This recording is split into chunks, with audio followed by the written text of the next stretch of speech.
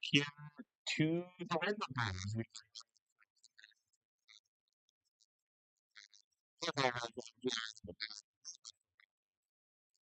have the first last week of the cup off of the and then this will take you better than the game. It seems like it was available for you. What was your assessment of it?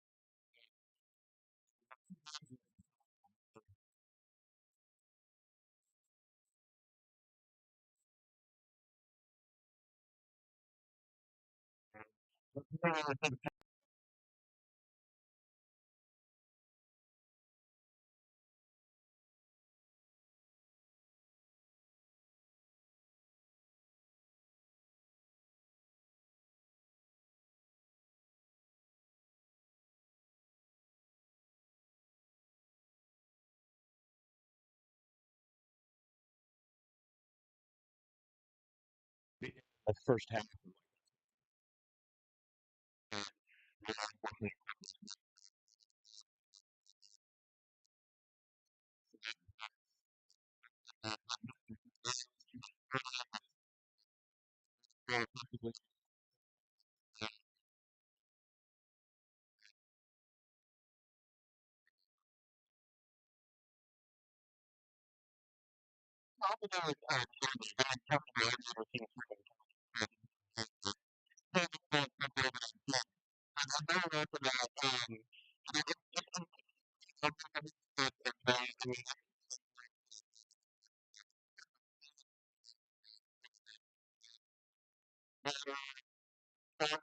They seem like they're trying to get over after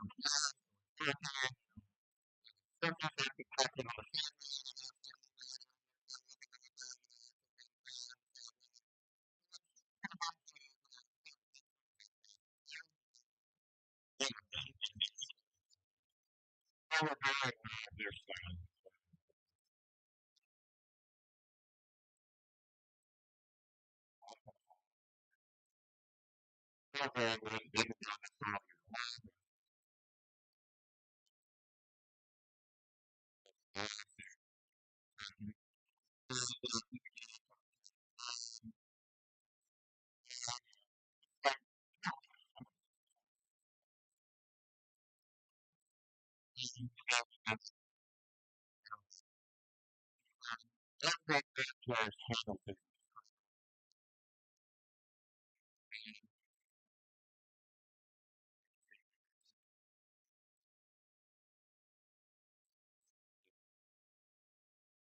a couple more.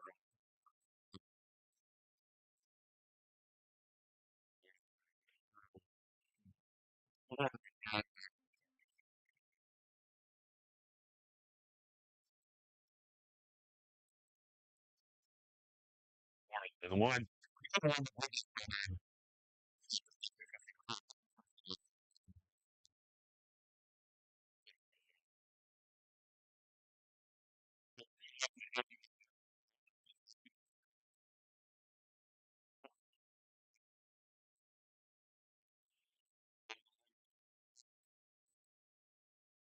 Obviously, it's one of the successful transactions in the last season.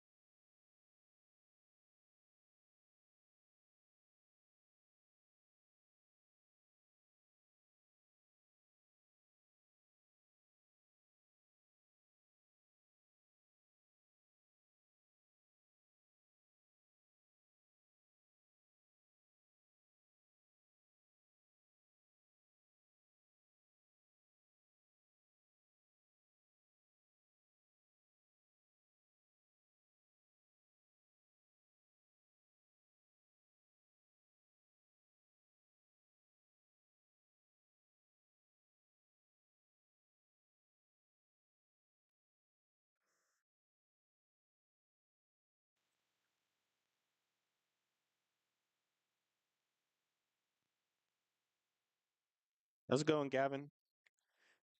Test, test, test, test, test, test, test, test,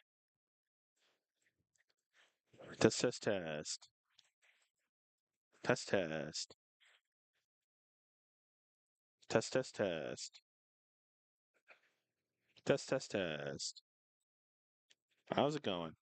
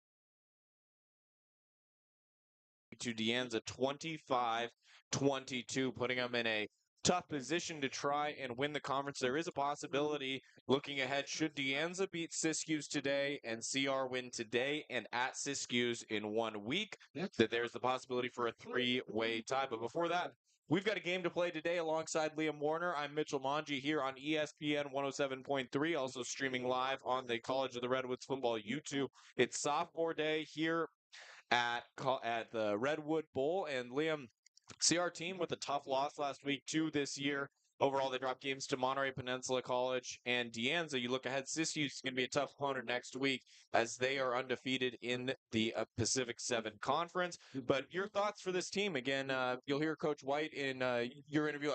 Another great interview with Coach White Well, thank to you. give you credit. But yeah, his thoughts on sophomore day, but more importantly, the game here today. What are your thoughts coming into this? Obviously, a frustrating game last week against Deanza. I mean, you heard Coach White talk about it. I think they had 181 penalty yards Yep. on 21 penalties, and I think like 11 of those were unsportsmanlike conduct penalties. And he was just really frustrated. Like he said they are a very undisciplined team, and we were unable to beat them despite the fact that they shot themselves in the foot over and over. So I mean, really, the only thing you can do is turn the page and focus on this Cabrillo team, which on paper they should win, but football games are not played on paper. They need to play good football and disciplined football, and if they do that, I think things will go well. But we'll see. So you'll hear Coach White in a couple of moments here with his Liam Warner's interview with him. He'll give you his thoughts on the game last week. I obviously had my own at the conclusion, but he said what I was feeling a lot more succinctly. So again, it's another game. You obviously watch the film, put it in the rearview mirror, and move on. Two more games to wrap it up again here today. Hosting Cabrillo 1 week. It's a noon kickoff at Siskiyous to wrap up the regular season. Corsairs obviously eyeing a bowl game. Should there be that three-way tie, Coach White let us know that there would be. They'd create a bowl game for all three teams that tied for first place. But again, determining factor is to try and be that one seed. It's going to come down to RPI. So we take a look at Cabrillo today. Cabrillo leading the state in rushing, and Peyton Hatton leading the way at 141 yards per carry. So you'll hear Coach White in a few moments, but his words: a blue-collar football team, Cabrillo team that doesn't have as many numbers as some of these other junior community colleges, but they're a hard-nosed team. They play tough and going to be tough up front. Yeah, and you mentioned the rushing attack is very potent for them, but the one thing is they are top in the state, or I guess bottom in the state, depending on how you want to think about it, in giving away fumbles per game. So they have had issues with holding on to the football this season. So the CR defense, they're going to need to get their hands in there and try to pry at that football every time they're carrying it down the field. So we'll see. Should be fun. And it is sophomore day again, honoring the sophomores who've gone through this program for 2 years. A lot of turnover, at the community college level. But again, definitely Coach White just respects the players that have come through this program, dedicated and given it for two solid years. So we're going to go ahead and we'll take a 2-minute timeout on the other side. Liam Warner's interview with head coach Jason White coming up, kickoff in under 10 minutes here on ESPN 107.3.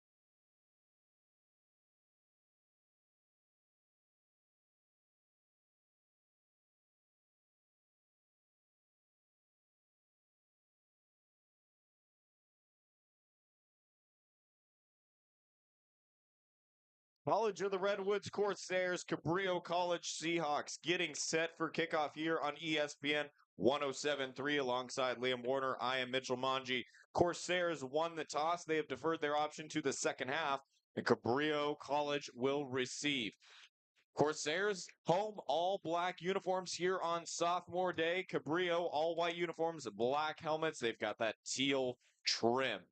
Ryan Thomas has the ball up and kicks it away. Going to be handled at the 5-yard line. Up quickly across the 20 with a cut and a stiff arm. Dragged down, though, quickly at the 22-yard line is Jeter Olivares. Seahawks will take over at their own 22-yard line. Final home game for the Corsairs. Again, next week they will be on the road at Siskiyous, College of the Siskiyous. As one other game that we're keeping an eye on right now is College of the Siskiyous and De Anza, both of whom are undefeated in Pacific 7 play. Obviously, the Corsairs a week ago dropped a game to De Anza. There's a possibility of a three-way tie should it come to that. Again, we'll continue to keep you updated and monitor that game throughout the day. 3 receivers right, handoff up the middle goes to Kobe Hatton. Hatton driving forward. Goes down and it Peyton Hatton, the leading rusher in the state of California, averaging 141 yards per game. I do not see him out there early. Had heard something that he might not play today. So we'll see if he enters the game at any point. One tight end to the left. In line with the formation, 3 receivers right. Jamari Vaughn's the quarterback, and ball goes over his head. Quickly just falls on it back at the 8-yard line, but after a nice carry on first down, a mistake for the Seahawks, costing a lot of yardage of field position. It's going to be 3rd and forever. And a 3rd and long. So after what looked like a good first play and a team that likes to run the football, Liam, now suddenly stuck in a 3rd and forever passing situation. Yeah, as I mentioned earlier, they're prone to the turnover. So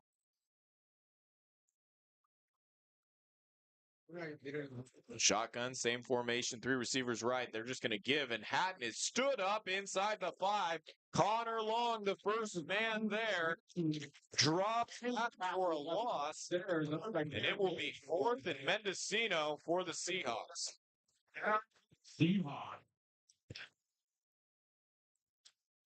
Going to be punting from their own end zone. The dynamic return man, Glenn Williams Jr., Fat Williams as he's referred to by teammates, standing close across midfield. He's all the way at the Seahawk 38-yard line. As Martin Magana Ramirez goes to punt. High snap and it went through the back of the end zone. So dangerous territory early on for the Seahawks. A high snap to the quarterback and a high snap on the punt there goes out the back. And Liam, I know you love baseball. We've got a 2-0 ball game. I know. I don't think I've ever seen that happen before. 2 botched snaps in really quick succession. I mean, tough start for Cabrillo. Cabrillo calling 0. So 2-0 early. Corsairs, couple of miscues on the opening drive for Cabrillo. They come into the game 3-5. Overall, they're 3-2 in the Golden Coast Conference. Corsairs, overall 6-2. They are 3-1 in Pacific 7 Conference play. 12:56 to go, first quarter again. Alongside Liam Warner, Mitchell Manji. It's 2-0 Corsairs. First drive for Cabrillo College ends in a safety. I'd like to welcome in listeners on the radio airwaves of ESPN 107.3 AM 1340, and those of you as well checking in on our YouTube live stream, the Corsair Football YouTube page. So Cabrillo set to kick it away from their own 20. Williams back deep to receive. They'll kick it off from the tee here. Also going to opt to punt after the safety. It's a line drive kick going left. Going to take a bounce and quickly go out of play. As that was Elijah Brown Kendrick who let it go out of bounds. Corsairs will take over at their own 35-yard line with a 2-0 lead. A reminder for those of you on the Humboldt's ESPN 107.3 immediately following our game, we will send it live to JB Mathers, Cal Poly Humboldt women in action. Tip-off is at 4 p.m. from Irvine, California, as they take on Concordia Irvine. First time we'll get a chance over on the airwaves to listen to JB Mathers. First time he's seen the Cal Poly Humboldt women in action. That's right. The men have been really good to start their season. So we'll have a doubleheader Tuesday night. Women will play Azusa Pacific at 5, followed by Cal Poly Humboldt at home hosting Western Oregon. So after the penalty correction, it is the 50-yard line. So midfield for Brighton Livingston and company. Play action, bubble screen out left. Caught by Aguirre. Aguirre puts his head down. A couple yards after contact on the late bubble pass. Picks up 8, second down and 2.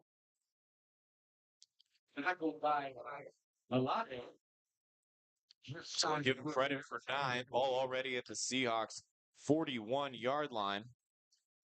And an offense that was not able to generate much, and they were limited, Liam.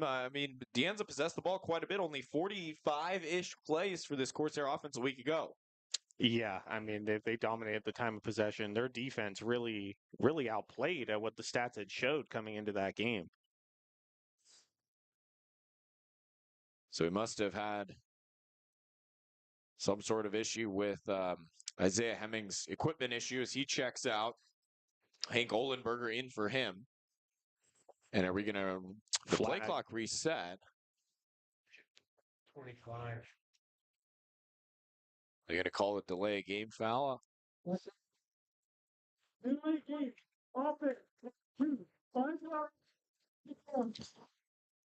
So the Hemmings equipment issue, delay game foul.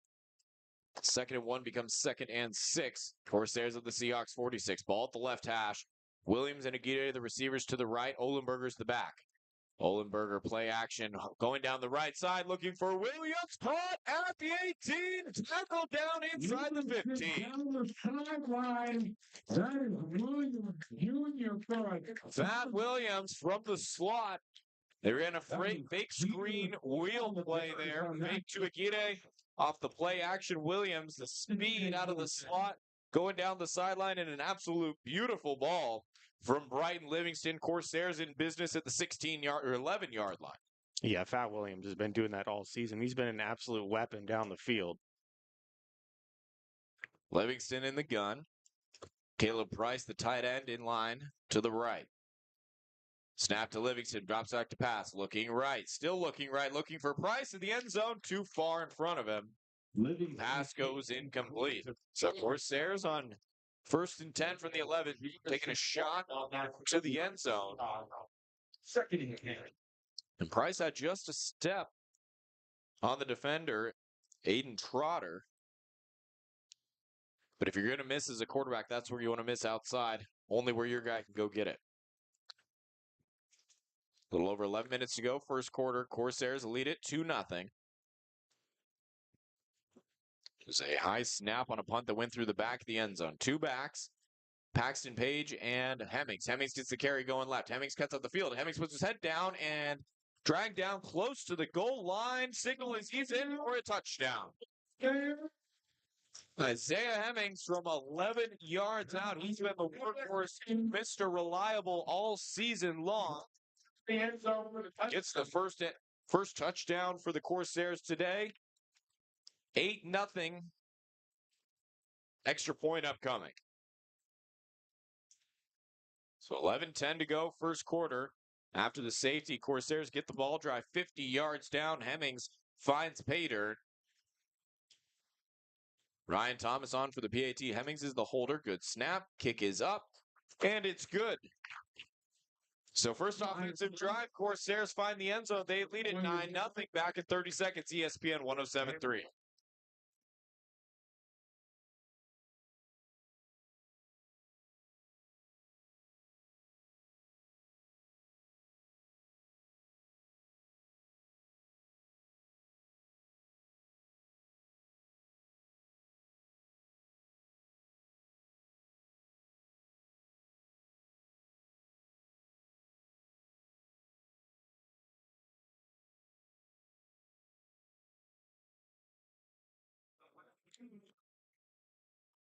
So 9-0 Corsairs, 11:10 to go first quarter. In case you're just joining us alongside Liam Warner, Mitchell Monji.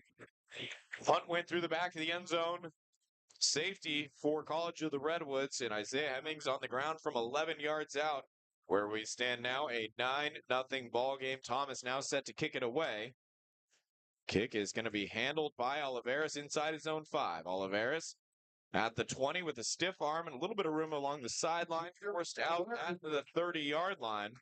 Takes it out a little for Cabrillo. Trying to look for forward progress and to eliminate miscues. That's 2 high snaps out of their first 4 plays. Destructive to say the least. Coach Jason White in pregame interview talked about both sides of the ball, how big this game is going to be up front, referred to Cabrillo as a blue-collar team. They got a level of physicality and a very good rushing offense. Vaughn's in the shotgun. Play action. Throw out left is complete to Cruz Ferris. Ferris met after a couple of yards. Tackle made by Ronan Kimbrough. Kimbrough, one of the 25 sophomores who was honored before the game. And I think they got to have close to, what would you say, Liam, about 80 or so kids on the roster. So a low percentage of sophomores compared to what they had a year ago. Yeah, I mean, that sophomore class a year ago was absolutely stacked, I mean, with talent. But of course, I mean, there are a lot of guys that have on the sophomore class this year that have really contributed to the success of the program the past few years. Vaughn's in the gun, 2nd down and 7. Give right up the middle, and that tackle for a loss. Ambrose Conta, the ball carrier, and he had no running room at all. It's 3rd down and 10. Corsair defense stepping up early. A couple of sophomores on the front line, Moe Leatawa and the former Del Norte Warrior Connor Long. Very disruptive edge player. Both of them working well outside on the ends. Shotgun formation, 3 receivers right. 3rd down and 10. Rolling out to his right is Vaughn's. Eyes downfield. Pass is completed for a 1st down. Kimbrough rolled over late coverage. Just a hair late as that pass was completed to Ibrahim Alimov. And Liam, that's what we saw a week ago was 3rd down conversions, especially 3rd and long, that Deanza was able to create. And that's really what's been a significant pain point for the Corsairs all season. Yeah, I believe Redwoods was 0 for 5 last game on 3rd downs, and Deanza converted significantly more. So yeah, that was a big issue in the game last week. Well, Coach White talks about the back end and definitely room for improvement there in the secondary. 3 receivers left. Give on the inside to Conta. He breaks a tackle on the right side. He's got room to run. Fabian Warner drags him down at the 30, but a huge carry. And just like that, Seahawks are in business. That's what they do best, running the football. Got loose on the right side. And Ambrose Conte, that tackle. 20-plus yards inside the Corsair 30 down to the 28. 8:45 to go first quarter. CR leads 9-0, but Cabrillo driving. Kobe Hatton now the back to the left of Vaughn's. Hatton gets the carry up the middle. He's got room to work 6 or 7 before the tackle is finally made, but that front 5 for Cabrillo, very talented. They play together and creating a lot of push on those last 2 plays.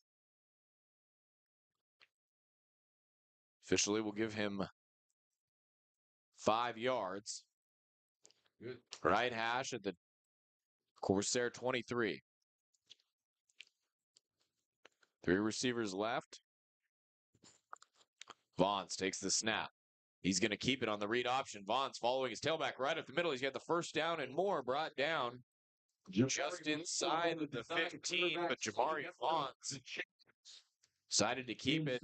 Used Kobe Hatton as the lead blocker right up the middle. Effective ground game for Cabrillo. 7:40 to go first quarter. College of the Redwoods leads 9-0. Again, alongside Liam Warner, Mitchell Manji. A safety and a touchdown for the Corsairs in this first quarter. Oh, yeah. Vaughn's shotgun. He's got Hatton to his right. Snap, and he gives it to Hatton. Hatton looking to block it outside. He gets a block from his quarterback, but not enough as there's 3 or 4 black jerseys. Connor Long came and cleaned up the Hatton right as he tried to turn the corner. It officially will be a loss of 1. And Jamari Vaughns took a shot, the quarterback, trying to throw a block for his back, trying to bounce it outside. You know, one thing I noticed about this team, Cabrillo team, looking at the stats, they're good at moving the ball down the field, but they're 57th in the state in red zone percentage, 65%. Red zone is a spot where the Corsairs buckled down defensively.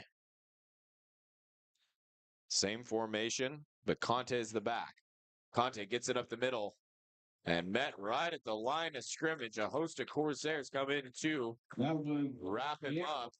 Conte wrapped up by a Corsairs and bring up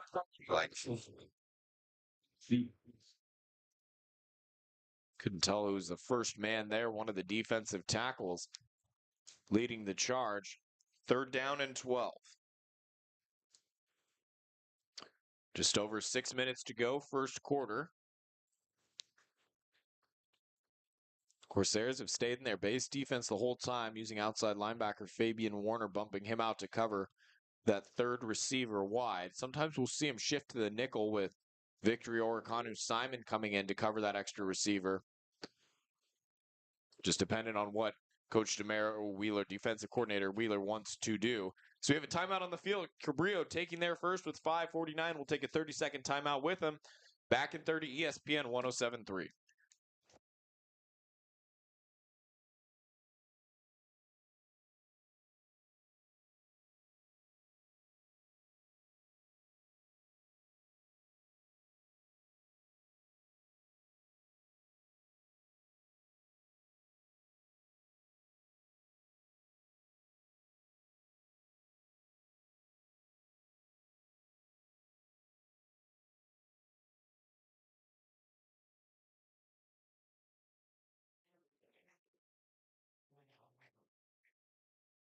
So Cabrillo opted or either didn't get the timeout off or opted not to use it.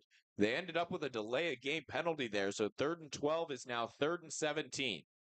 4 receivers, 3 left, 1 right. Vaughn's back to pass, looking left, comes back right. High pass is completed at the 15-yard line. Vaughn will be well short of the line to gain.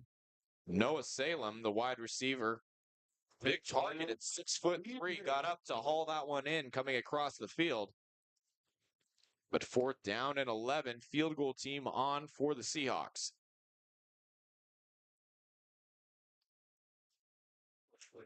Agana Ramirez on to attempt a 33-yarder.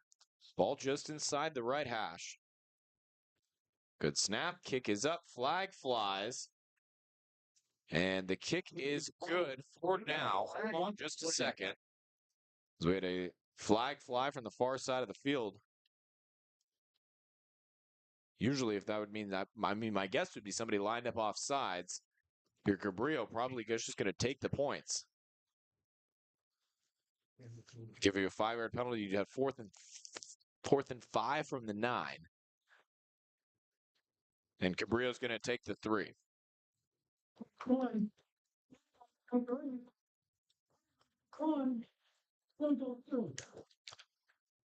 So Cabrillo will indeed decline the penalty. They get 3 on the board. 9. The Corsairs lead it 9-3 with 5 minutes left. As Corsairs get back, set up to put their offense back out on the field. I'd like to take a moment to thank some of our sponsors. Above Board Construction, Roofing, and Solar, the highest quality residential and commercial product and installation in the North State. Free estimates for project inquiries, as well as the ability to work with insurance claims and other financing options. Think Above Board Construction, Roofing, and Solar. CR Football also brought to you in part by Schaefer's Ace Hardware. And as always, this broadcast brought to you from the Stewart Telecommunications phone line. Short kick handled by Williams at the 21. Williams, patient, letting his blocker set up, trying to find a lane on the left side, forced out just shy of the 40. So again, good starting field position for the Corsairs. So they'll take it far side of the field at their own 39. Their own 30-yard. So 4:53 to go, first quarter. Corsairs holding on to a 9-3 lead. Offense, just 3 or 4 plays went 50 yards, capped it off with an 11-yard rushing touchdown from Isaiah Hemmings, first time they possessed the ball. But the big play on that drive, a 30-yard pass completion to Fat Williams. Livingston in the gun. Corsairs going to shift the formation. Snap, quick throw out to Williams. Williams one-on-one with a juke move, makes the first guy miss, trying to split defenders. Williams still standing. Williams cutting back to the left. He's got blockers. Williams, 40, 30, 20, 10, 5, touchdown Corsairs. Man coverage. And it was soft coverage as well. The cornerback about 8 yards off Williams. Just get it out to him and let your dynamic playmaker do the rest. 60 yards for Williams. Catch and run. Corsairs strike yet again. Yeah, Fat Williams is so good. And nobody, aside from Isaiah Hemmings, maybe had a really fantastic day last week. But great start so far. Williams had about 5 catches against De Anza. But he had a 30-yarder in a 60. He's approaching 100 yards receiving already. And he's got 1 touchdown to his name. Point after try is up and good from Thomas. Back in 30 seconds here on ESPN 107.3.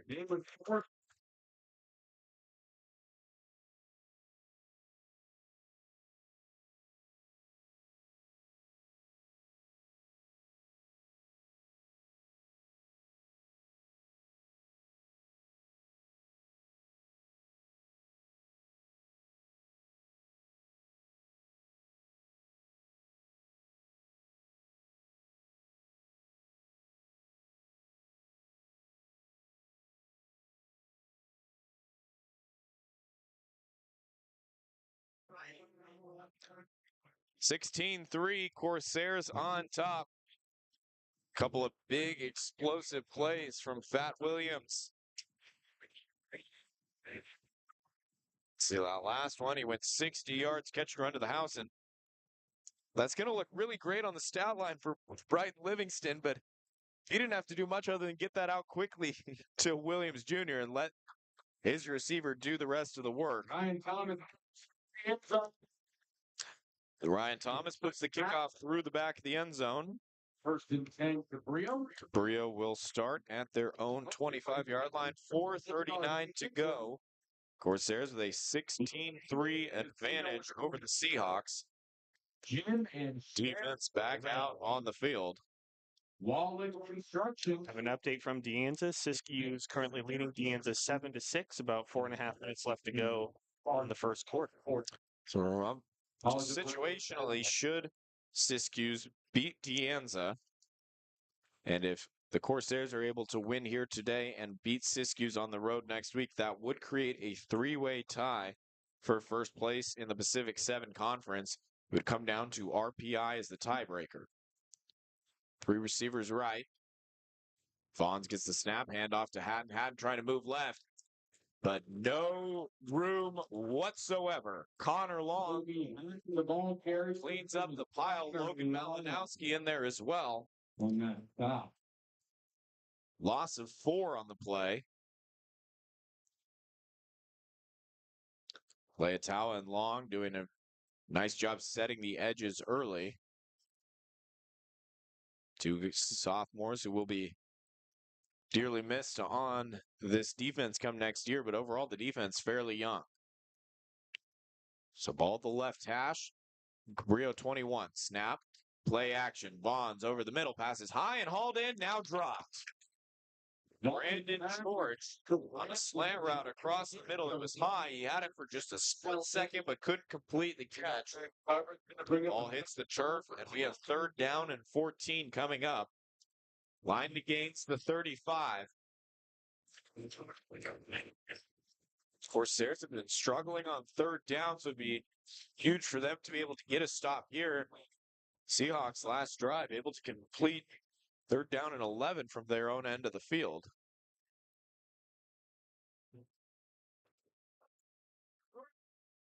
Snap to Vaughns. The give to Hatton trying to find room. Levi Walker, Connor Long on the stop. He's only able to get back to the line of scrimmage. That will bring up 4th down and 10. Got back to the original line of scrimmage, and that's going to be 4th down. So Cabrillo, good drive. Their last one, able to get down and get a field goal, but the CR defense stepping up big time. 3 and out for the Seahawks.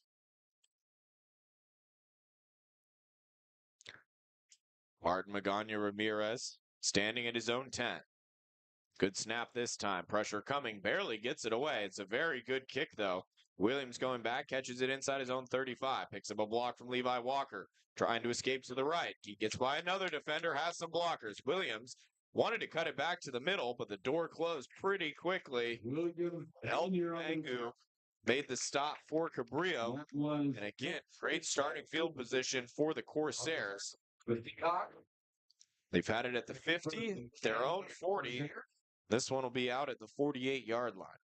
Well, this is great to see. I mean, if you're Coach White and the staff, because I mean, even against opponents that they should be, the CR offense has gotten off to slow starts before, and they're getting off to a very fast start today, and the defense is playing well too. So very encouraging all around so far. 2:58 to go, first quarter, 16-3, Corsairs on top. Jaden Burns, the wide receiver. Wide left, the ball's at the right hash. So they have the 3 receivers on the short side of the field. Snap is bobbled, but pulled in by Livingston. Look to Burns, but nothing there. Stepping up, eyes downfield, throw is completed to Burns, coming across the field. Jaden Burns to the 30, the 20, diving forward, tackled down at the 14. And the patience by Brian Livingston, able to step up in the pocket.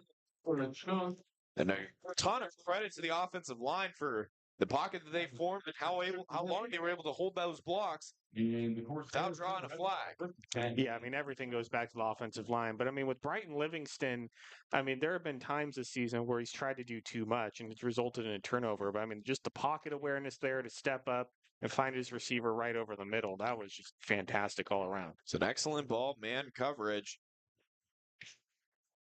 Had the defensive back on step for step with him. A beautiful ball from Livingston.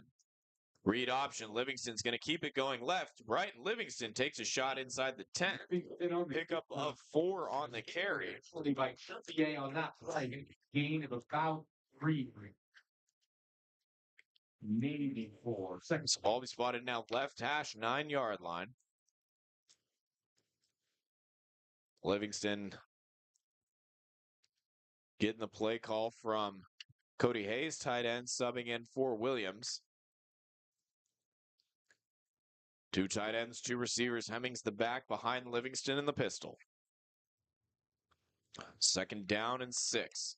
Hard count. Cabrillo offside. He's going to throw up a fade route for Aguirre. Goes up. He got it. Did he get a foot down? No. And flag comes in late. We got a couple flags. That was really closely. I almost thought he got the toe in. I thought he did too, honestly. I mean, we'd have to check the replay. Of course, we don't have replay on the field to even overturn that. But, man, that was close. Another really nice throw by Brighton Livingston, putting it up there where only his 6'4" receiver could go get it. The first flag was for offsides. Corsairs went hard count. Cabrillo was clearly over the line. But we'll see the second flag comes in. Pass interference, but against which side? Did Aguirre use the hands to create too much separation?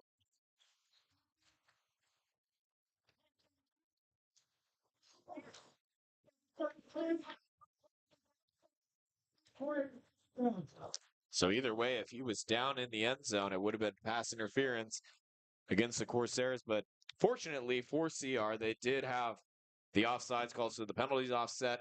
We'll rewind the tape and do it again. 2nd and 6 from inside the 9. Minute 27 to go, first quarter. CR up 16-3. Livingston back to pass. Going to the corner of the end zone again for Aguirre. Led him to just a bit too much. Able to get just his fingertips on it. Third down.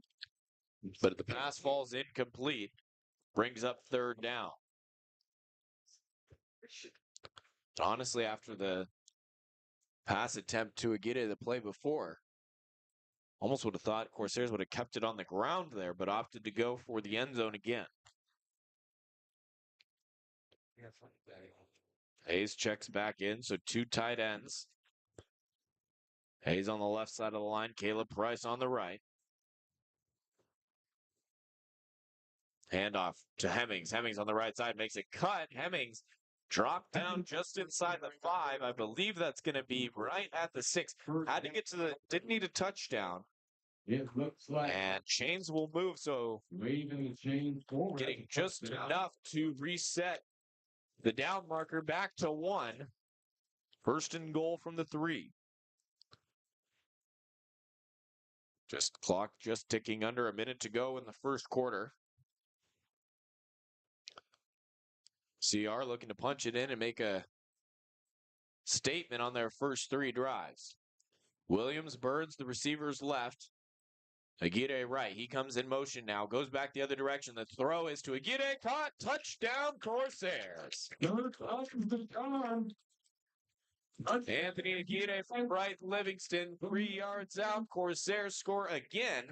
Very nice play design from Coach Jason White. They brought Aguirre at the right. He was split out wide right. Came in motion towards the line. And then at the snap, went back the other direction to the flat, right towards the goal line. Livingston, another nice pass, a little bit high, but Aguirre went up and got it, came down for 6. Ryan Thomas on for the PAT.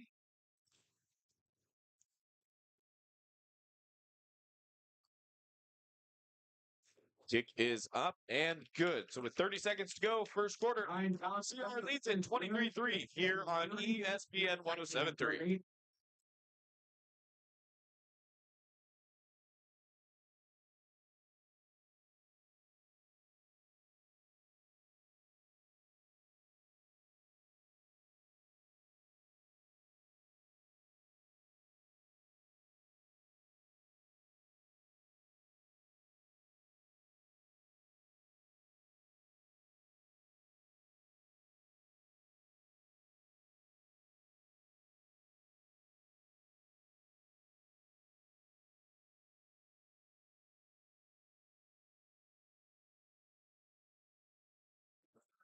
.36 seconds to go, first quarter. Corsairs dominating the first quarter. They lead 23-3. And Liam, take a look at the score of Deanza and Siskiyous, if you may. Once kickoff is going to be into the end zone and a touchback, but that's the other game we're keeping an eye on. Yeah, right now it is currently 14-6 in favor of College of the Siskiyous, just getting to the end of the first quarter there. So good sign if you're a CR fan. Again, if Deanza were to drop that game against College of the Siskiyous, that would open up the possibility for the Corsairs to get into a 3-way tie for first place next week out in Weed, California. So Cabrillo again from their own 25-yard line. Huge differentiator in this game, starting field position. As a handoff goes and breaking away at the 40. There goes Conte down the left side. Walker gives chase. He's not going to get there. Fomby trying to track him down. Ambrose Conte goes 75 yards, nearly untouched him down the left sideline. One play later, Seahawks strike back.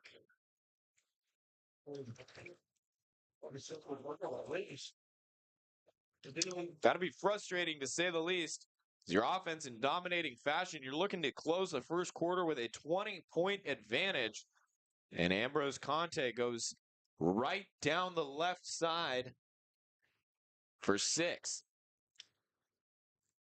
So 24 seconds remain. PAT is no good wide left.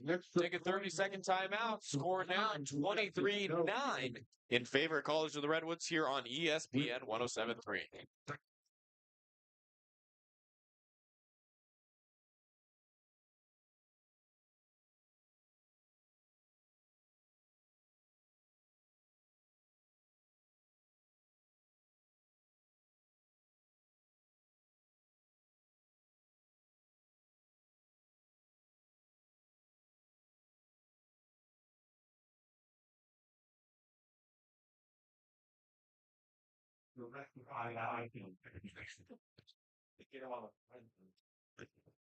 23-9. 24 seconds to go first quarter. And you figured Cabrillo would put it on the ground, which they did. And we would wrap up the first quarter with a CR handily in front, but Ambrose Conte had other plans. He went 75 yards to pay dirt, cutting into that lead. First touchdown for Cabrillo. They've now scored 2 of their 3 drives. And an interesting kickoff, just a slow walk up to the ball as Williams now handles it inside his own 10. Fat Williams with room. Williams across the 30, pushing forward, and is going to be dragged down at the 40. Got a nice block from the 40. A couple different players there on the right side, but I just mentioned it a couple moments ago. Cabrillo started at their own 25 or worse. Corsairs, it's been their own 40 or better. Yeah, that can make a big difference in a game. Corsairs put the ball in the end zone all 3 times. They possess the ball on offense. They come out with an empty set. Now Ohlenberger shifts from the slot to the backfield. They move Price and Williams Jr. from right to left. The handoff is to Ohlenberger. Ohlenberger right up the middle, breaking away. He has room to go across the 45. Finally met by some white jerseys and dragged down at the 46. But a really great lead block there. That's going to be the last play of the quarter, folks. Opened up on the right side. We've reached the end of the first quarter. Your score, College of the Redwoods 23, Cabrillo College 9 here on ESPN 107.3.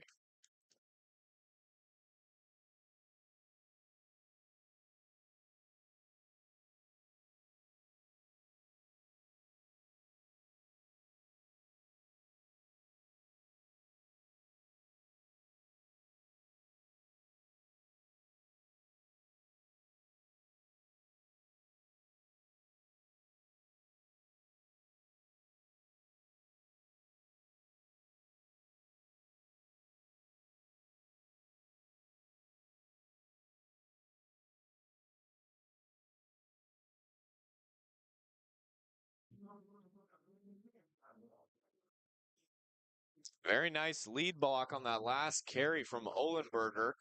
Connell Barton, the freshman, pulling from left to right. The lead blocker right at the hole. He's the one who opened that one up. So we switch ends of the field here from the Redwood Bowl alongside Liam Warner. I'm Mitchell Manji here on ESPN 107.3. Start of the second quarter, Corsairs on top, 23-9. 2 tight ends. Ohlenberger the back to the left of Livingston. Livingston now signaling at the line. Looked over to the sideline just a moment ago. Counter play, giving it to Ohlenberger. He's got room again on the right. Picks up about 6 or 7 over the right side, inside the 40, down to about the 38. That was toasting a lot. Carry from Get on that tackle, Seahawks. freshman out of Lakeport, California, Clear Lake High School. About 6 or 7, maybe 1 or 2 more Clear Lake kids on this Redwoods roster. Second down and 4, empty formation. 3 receivers right again. Just as we saw a few plays ago, going to shift the formation. Williams and Price move to the left, Olenberger to the backfield. Snap, looking right. Throw is complete to Aguirre. He breaks a couple tackles, getting away, dragged down at the 21. But just a quick hitter to Aguirre on the right side. Able to escape a couple of tacklers and gain some yards after the catch.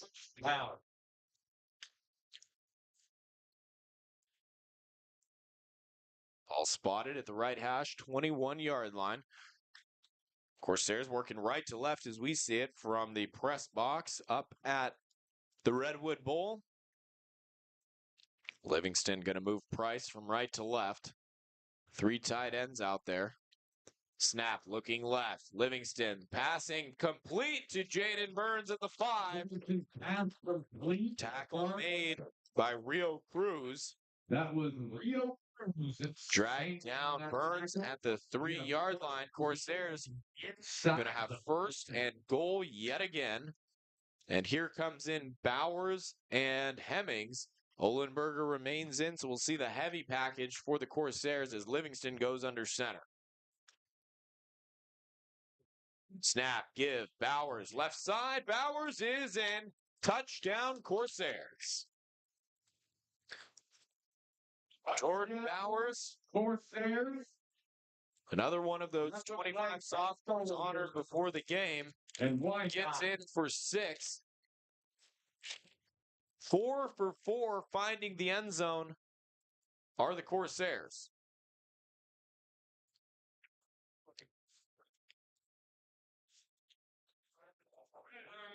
Hours into the end zone from 3 yards out as Ryan Thomas on for the point after try.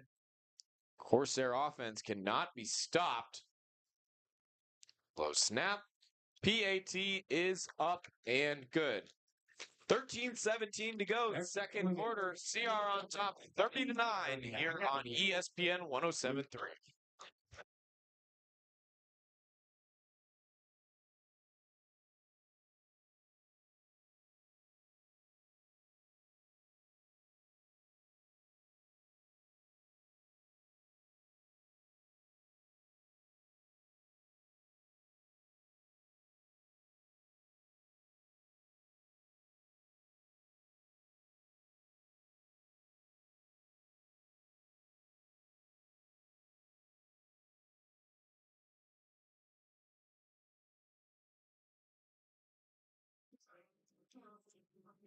Ryan Thomas setting the ball up at the 35-yard line.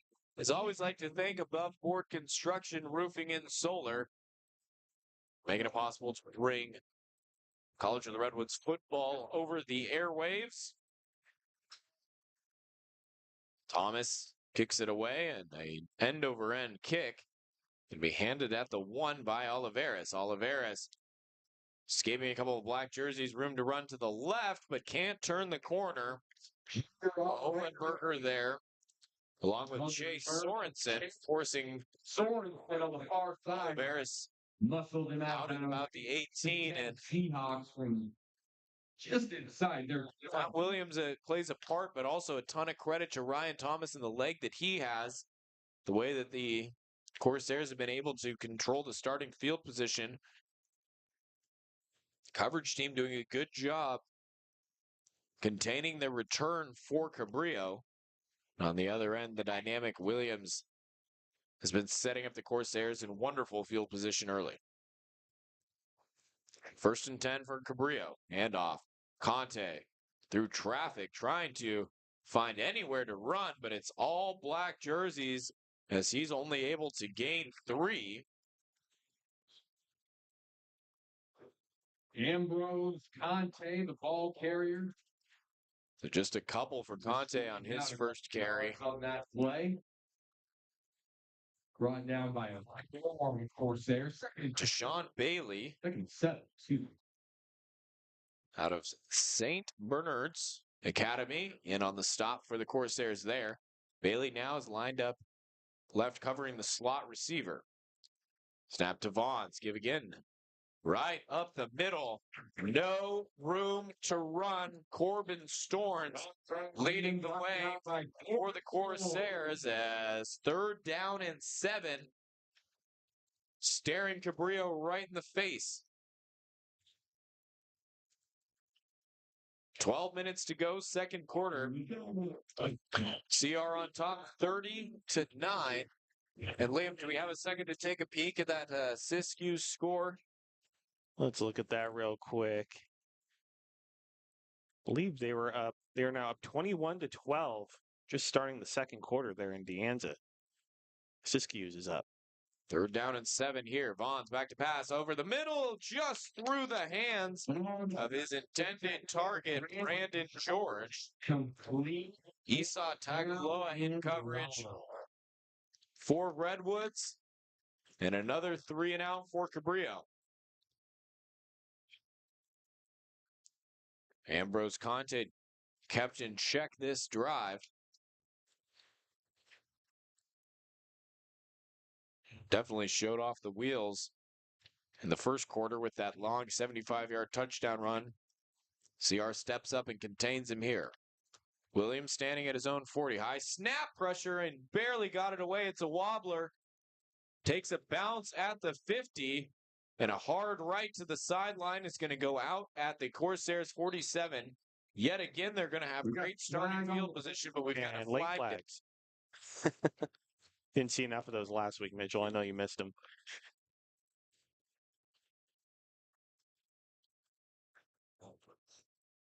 CR getting ready to send their offense back out on the field. Perfect 4 for 4 and getting to the end zone today.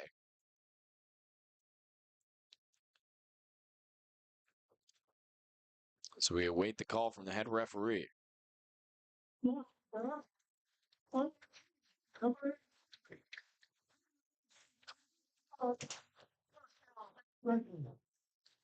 Cornelius Grushke, tight end, gets called for the illegal block in the back. And now the Corsairs have their worst starting field position of the afternoon at their own 38. We'll see how they overcome that.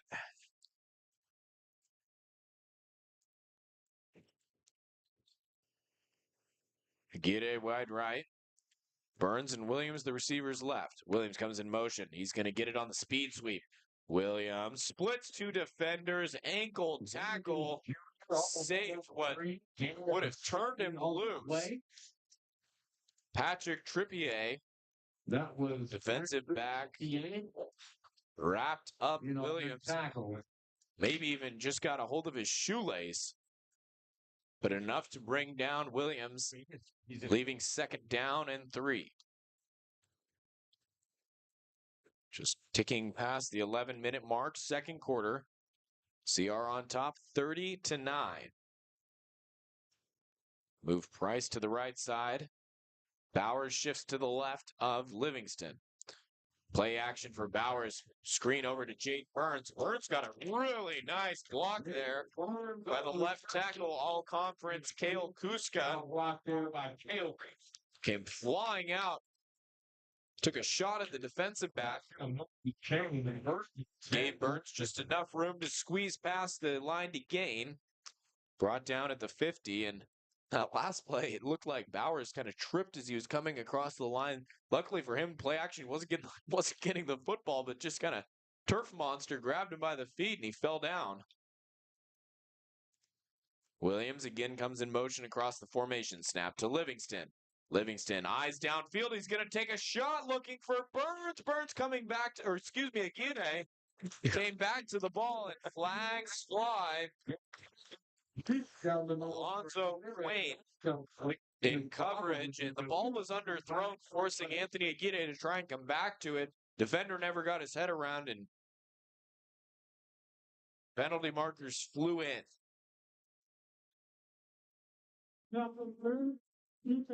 Number 25, 18 yards, automatically out.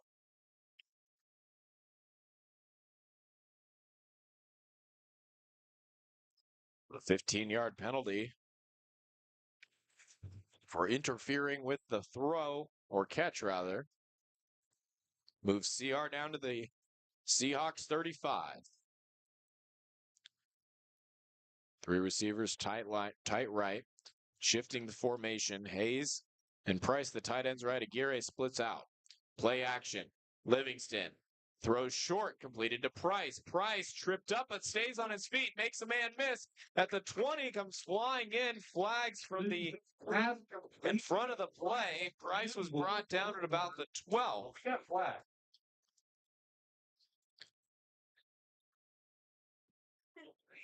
Probably going to be a flag against the Corsairs downfield blocking.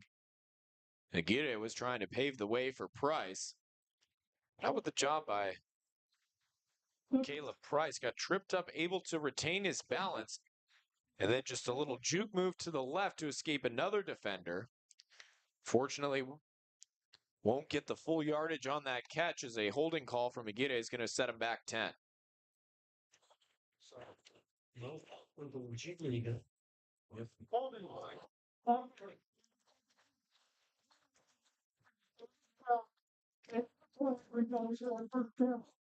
it'll be a spot foul. Still result in a first down for the Corsairs. They're spotted now at the 25. Ball at the right hash. Bryson Williams moves to the left side. Burns comes in tight to join them. Hard count from Livingston. No movement. Taking a look over at the sideline. Bowers now moves from Livingston's left directly behind him. Snap. Bowers gets the carry. Bowers was met right at the line, but kept on churning. Jordan Bauer. Ben Lucchesi, the linebacker. Lucchesi brought down Bowers after a gain of a couple. Play. Second down. Second and down.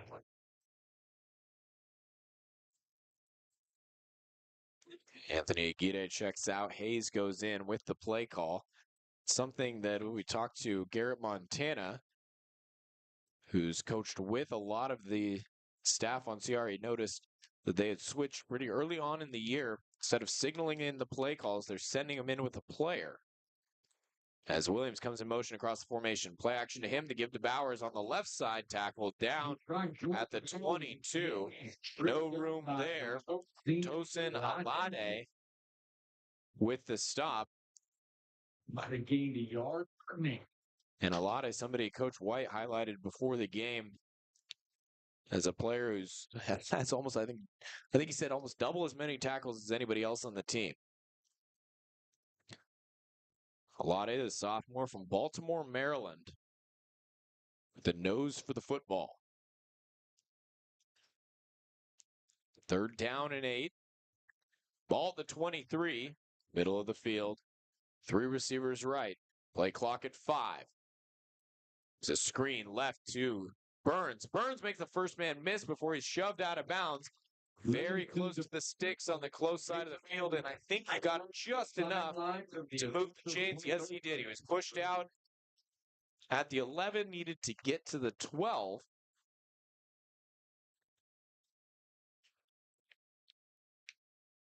Fresh set of downs. The Corsairs left hash. Bryson Aguirre right. Williams, Burns left. Bowers remains in the backfield. Livingston takes the snap, looking to his right, coming back to the left. Livingston throwing to the corner of the end zone, caught by Burns, 2 feet down. Touchdown, Corsairs. That's from Livingston.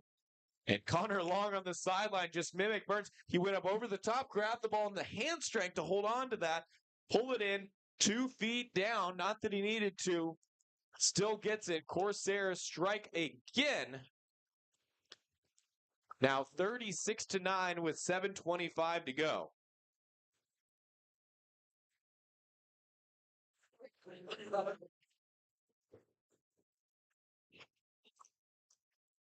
Ryan Thomas on for the point after try. Kick is up. And it's good. 7:25 to go, second quarter. Corsairs lead it 37-9 here on ESPN 107.3.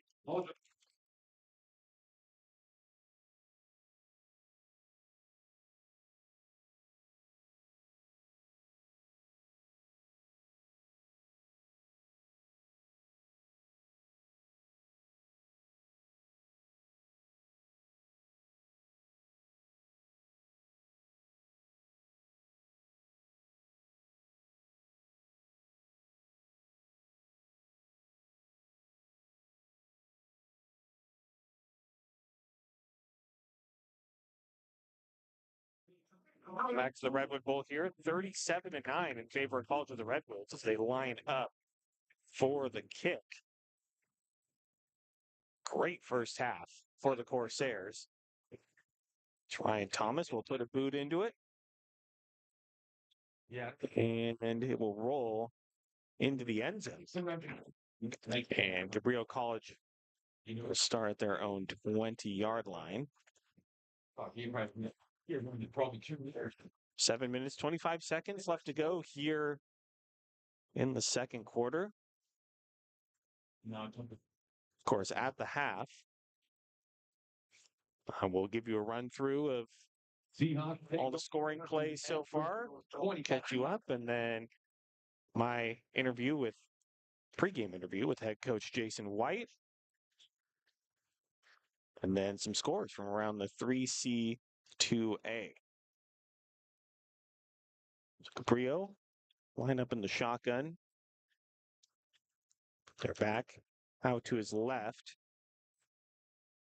Stepping back, throw over the middle, caught, and it's going to be a first down on the far sideline, and he's going to go out of bounds. Around the CR 48. And that's first and 10 for the Seahawks. So right away, Cabrillo College getting the first down.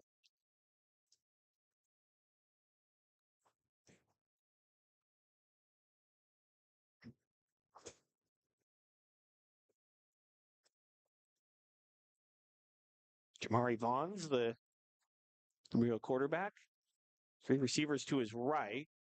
Will hand off to his back, bounces off to the left near the sideline, gets a good chunk. Kobe Hatt. Along that like about 6 or 7 yards there. It's like a gain of about 5.5 on that. 5.5 yards, we'll call it. So the ball will be placed right at the Redwoods 40.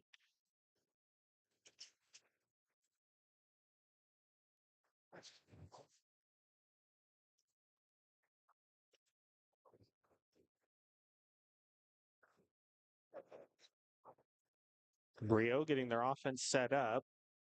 Bonds has 3 receivers to his right, none to his left, a back in the backfield to his right. He will step back to throw, rolls to his right, over the middle, caught. That's going to be a first down and pushed out on the near side. Then Bruce Ferris, that's a Bruce Ferris Seahawks on the catch. Another first down for the Seahawks. They're moving the ball. Of course, as I was mentioning earlier, this Seahawk team, they have not had many issues moving the ball down the field. It has been in the red zone where they have had issues. Of course, their only touchdown coming on a 75-yard run, so that's not going to count as a red zone score, of course. Vaughn's in the shotgun again, 3 receivers to his left, none to his right. He takes it, rolls to his left to pass, a throw caught, far side, and that's going to be on Wilton Ferris on that left side. Gain of on the far side to Ferris. It's going to be second down. Really? It's too late. You're in the back. So you've rolled to about 5 minutes left to go here in the second quarter. Bonds again. 2 receivers to his right and to his left. Shotgun formation. And whistles. It's going to be a timeout for the Corsairs. So we're going to take a 30-second break. We will be back with more action. You're listening to Redwoods Football, ESPN 107.3.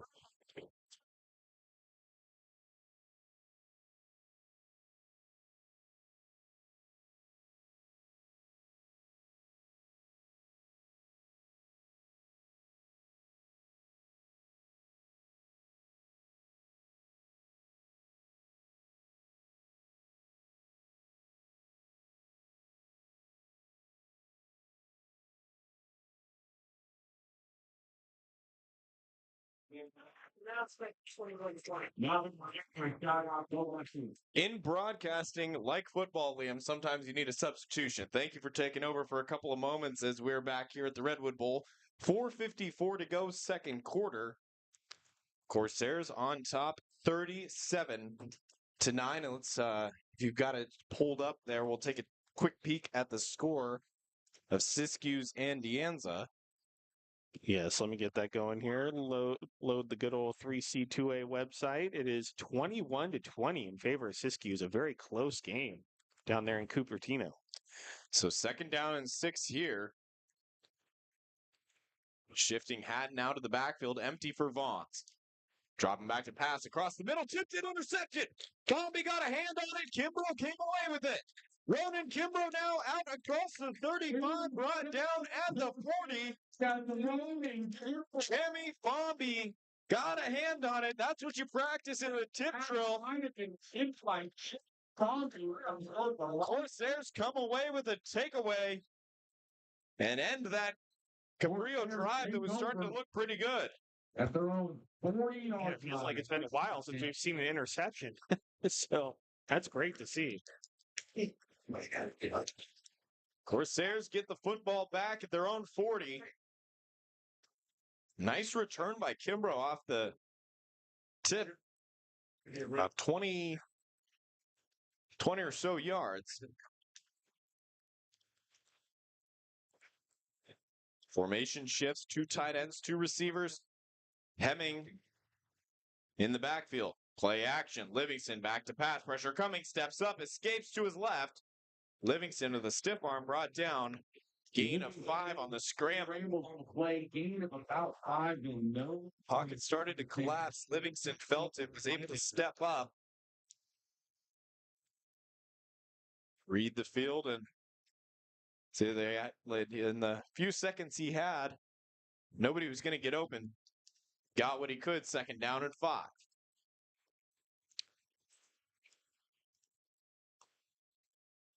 Williams comes in, subs back in. Cody Hayes checks out. We've got a flag On the coach. Yeah. We're getting a black. Yeah.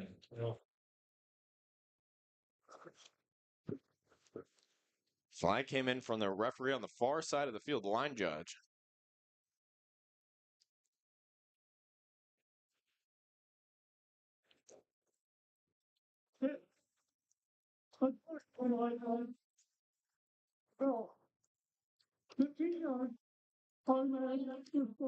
So that must have come from the coaching staff or somebody on the sideline. Yeah, I believe that was a bench penalty. Ryan Bizio, the men's basketball coach, he's doing PA. I could hear him right next to me saying that it was probably on the sideline. So Well, the way that it was thrown, usually the officials will just drop it there, but you throw it on the side of the field that it comes from. So my initial thought was, how many guys did CR have in the huddle? But that was not it.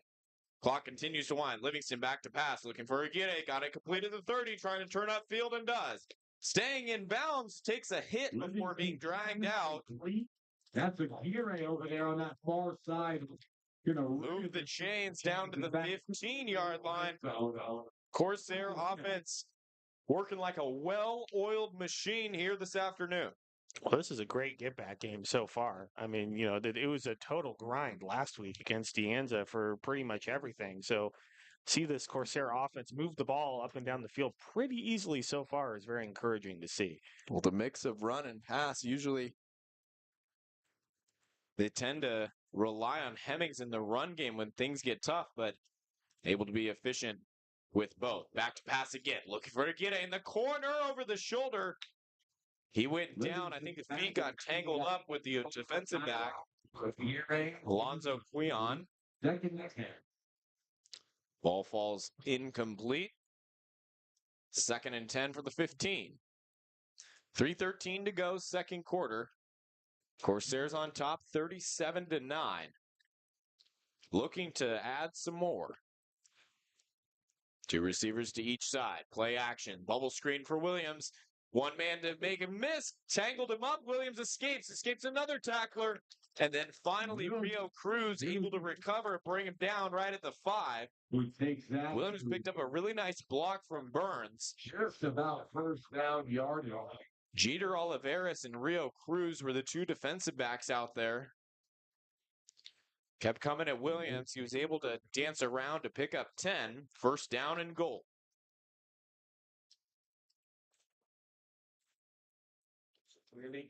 Bowers, Ohlenberger, and Hemmings. The backs, Livingston under center. Play action. Livingston looking back the other way. Contact. Receiver went down and a flag comes in. Pass intended for Price. We got a flag in the end zone. They're looking for Caleb Price on the drag route coming across the field.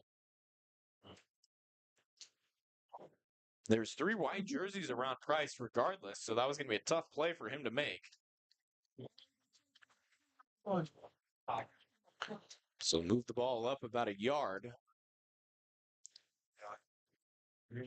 Keep the down, 1st and goal, this time from the 2.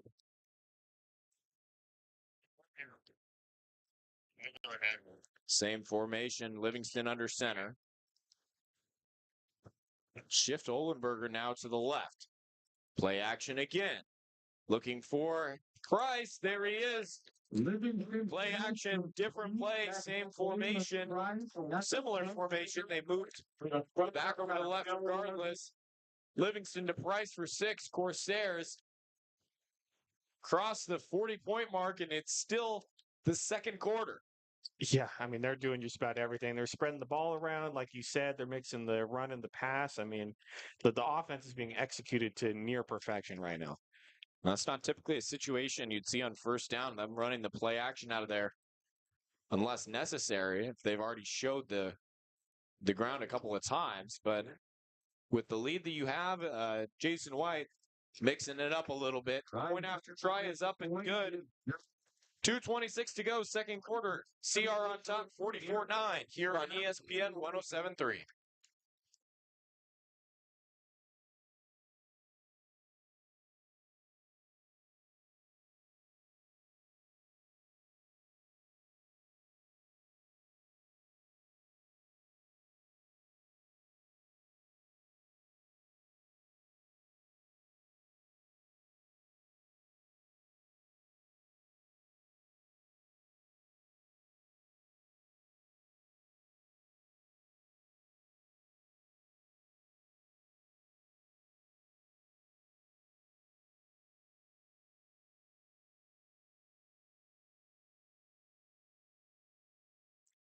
Ryan Thomas has the ball set up, ready for kickoff.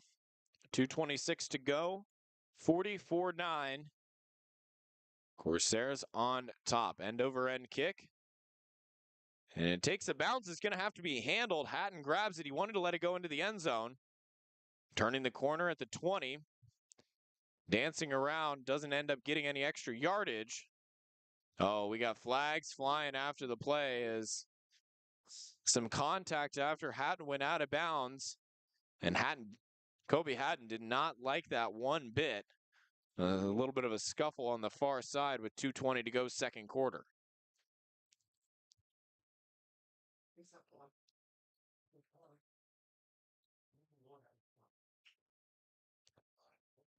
So we'll see as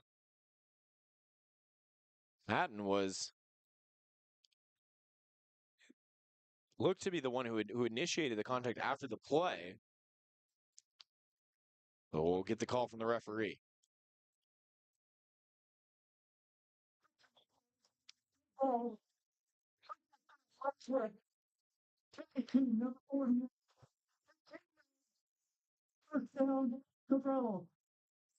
So Noah Oden gets tagged with a late hit out of bounds. Free 15 yards, best starting field position yet for Cabrillo at their own 35.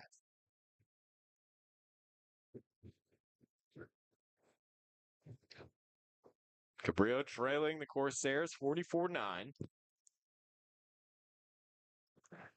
2:20 and 3 timeouts, plus the 2-minute warning.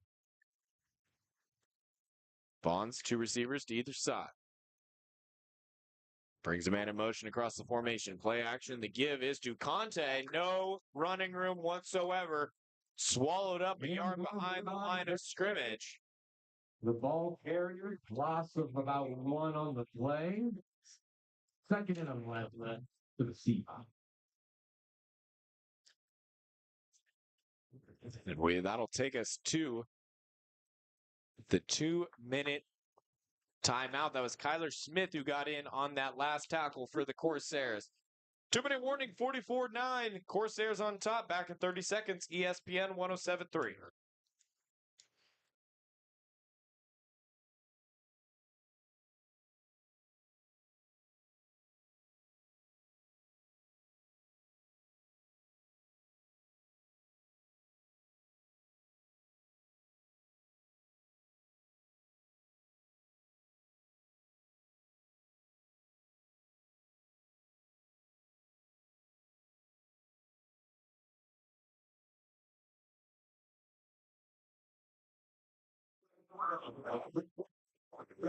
Just about out of the 2-minute warning. Corsairs dominating the Seahawks 44-9. The second down and 11 after the loss of one on the handoff to Conte. So from their own 34-yard line, 2 receivers left, 2 right. Vaughn's in the shotgun. Of course, they're showing pressure on the right side. Pass is completed over to the left. And turning and burning upfield, Cruz Ferris all the way down to the Corsair 41-yard line. So a chunk play for the Seahawks. They've got the ball moving and are in Corsair territory. The $1:45 to go. Cabrillo quickly back on the line. Corsairs rush 4. Play action. Pressure coming up the middle. Stepping up and escaping Vaughn's. Vaughn's now looking for any running room. Vaughn scrambled for a gain of about 1 on the play. Corbin Storns got a lick on him, but only ends up with a gain of about 2 or 3. Clock continues to wind inside 120.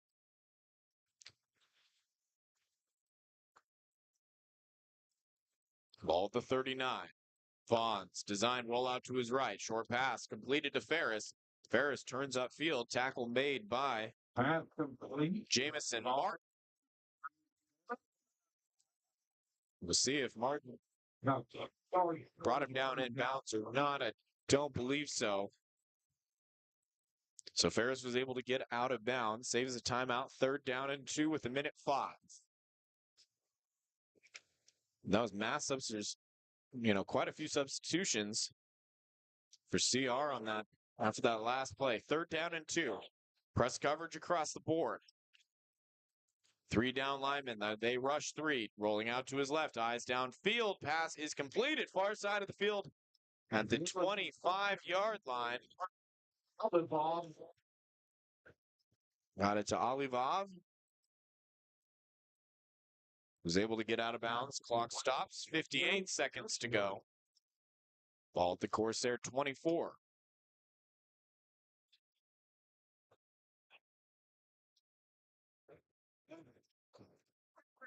Three receivers, tight bunch right. Vaughn's in the gun. 3-man rush. Vaughn's had to step up. Completed again to Ferris. Ferris picks up 11, brought down to the middle of the field. And I believe we have a timeout called. We also have an injured player down for Cabrillo. Timeout on the field. We'll take one with. Back in 30 on ESPN 107.3.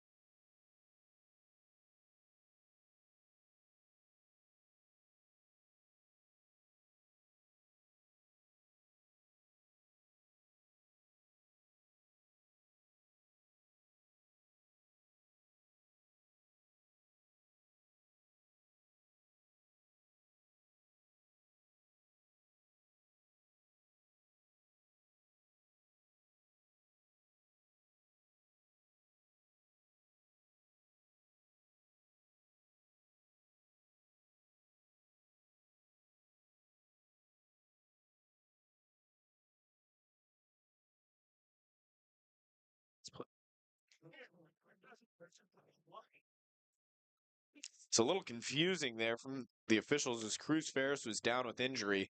He was able to get up and walk off under his own power, and looks to be okay. But then Cabrillo took the timeout. I guess the referee awarded the timeout after he was up and walked off the field. So we had to extend our break a little bit. But both teams still in the huddle on their respective sides with 36 seconds to go in the first half.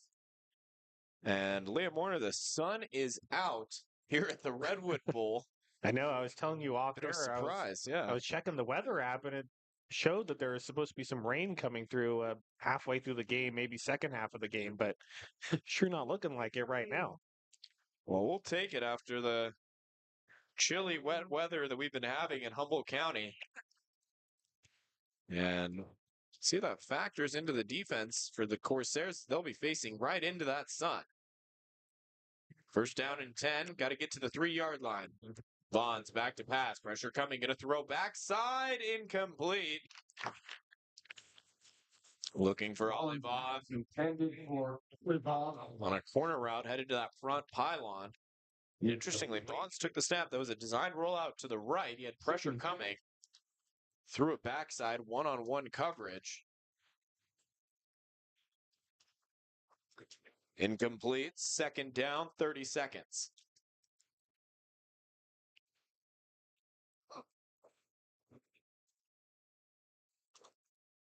Three receivers to the left. Noah Salem, the receiver right for Cabrillo. Corsairs bringing pressure. Bonds trying to escape out to the right. Long trip to Mubby. Throws the pass incomplete. He was out of the pocket, but I don't think that made it back to the line of scrimmage. Head linesman's taking a look. He's going to have a conversation. That may be intentional grounding. Grounding or not. Vaughn's clearly out of the pocket. Long will want to put the pressure on. If I'm a quarterback, I'm never rolling out to my right if Connor Long's on that side. Now the flag drops.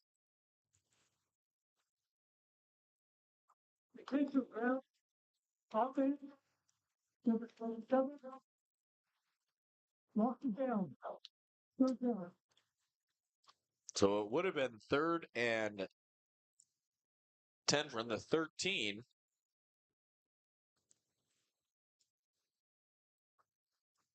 They moved him all the way back to the 25-yard line. At this point, you kind of just got to go to the end zone. Go for the end zone, 24 seconds. 3 receivers left. Play action. Blitz coming, getting rid of it in time and completed at the 10. Incomplete. All they're going to say was incomplete. Brandon George with a diving catch. Appeared for a moment to have hauled it in, but the pass falls incomplete. 18 seconds. And definitely leaving offense out on the field. Trailing 44-9 is Cabrillo.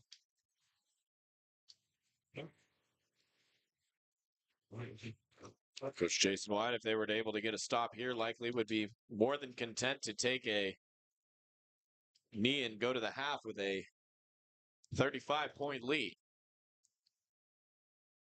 Vaughn's in the shotgun.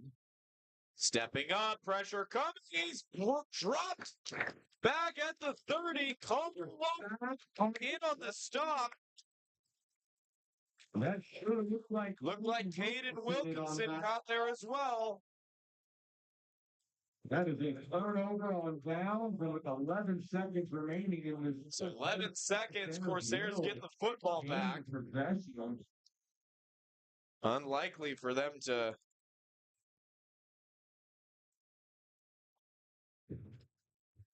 try to do anything other than take a knee. Although never put it past Coach White to take a shot.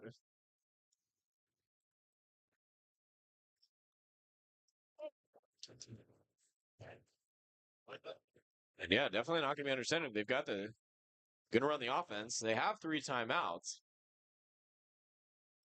And it's just going to be a handoff left side for Hemmings. Hemmings turning upfield. Ooh, big hit there.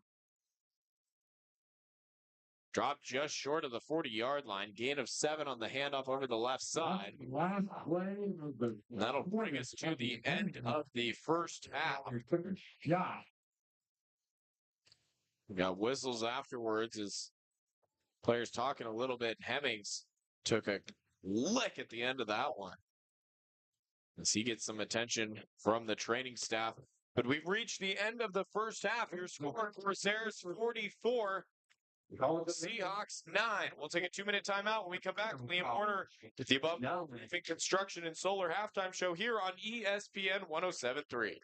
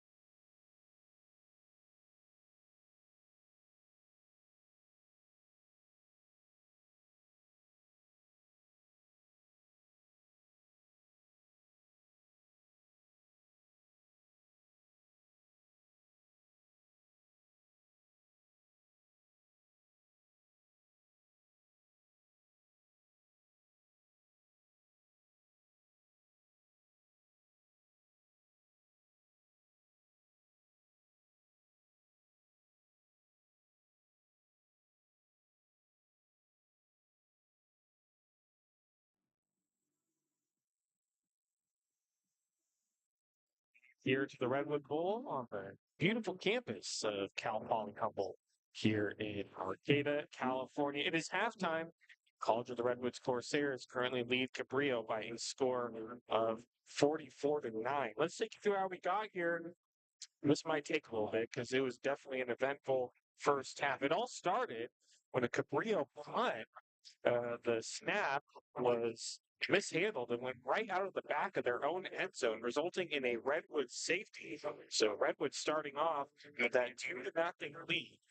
And Isaiah Hemmings punching it in from 11 yards, making it 9-0 in favor of the Corsairs. Cabrillo would tack on a field goal, making it 9-3. And then long pass from Wright Livingston to Fat Williams, making it 16-3 in favor of the Corsairs. Then Anthony Aguirre making it 23-9.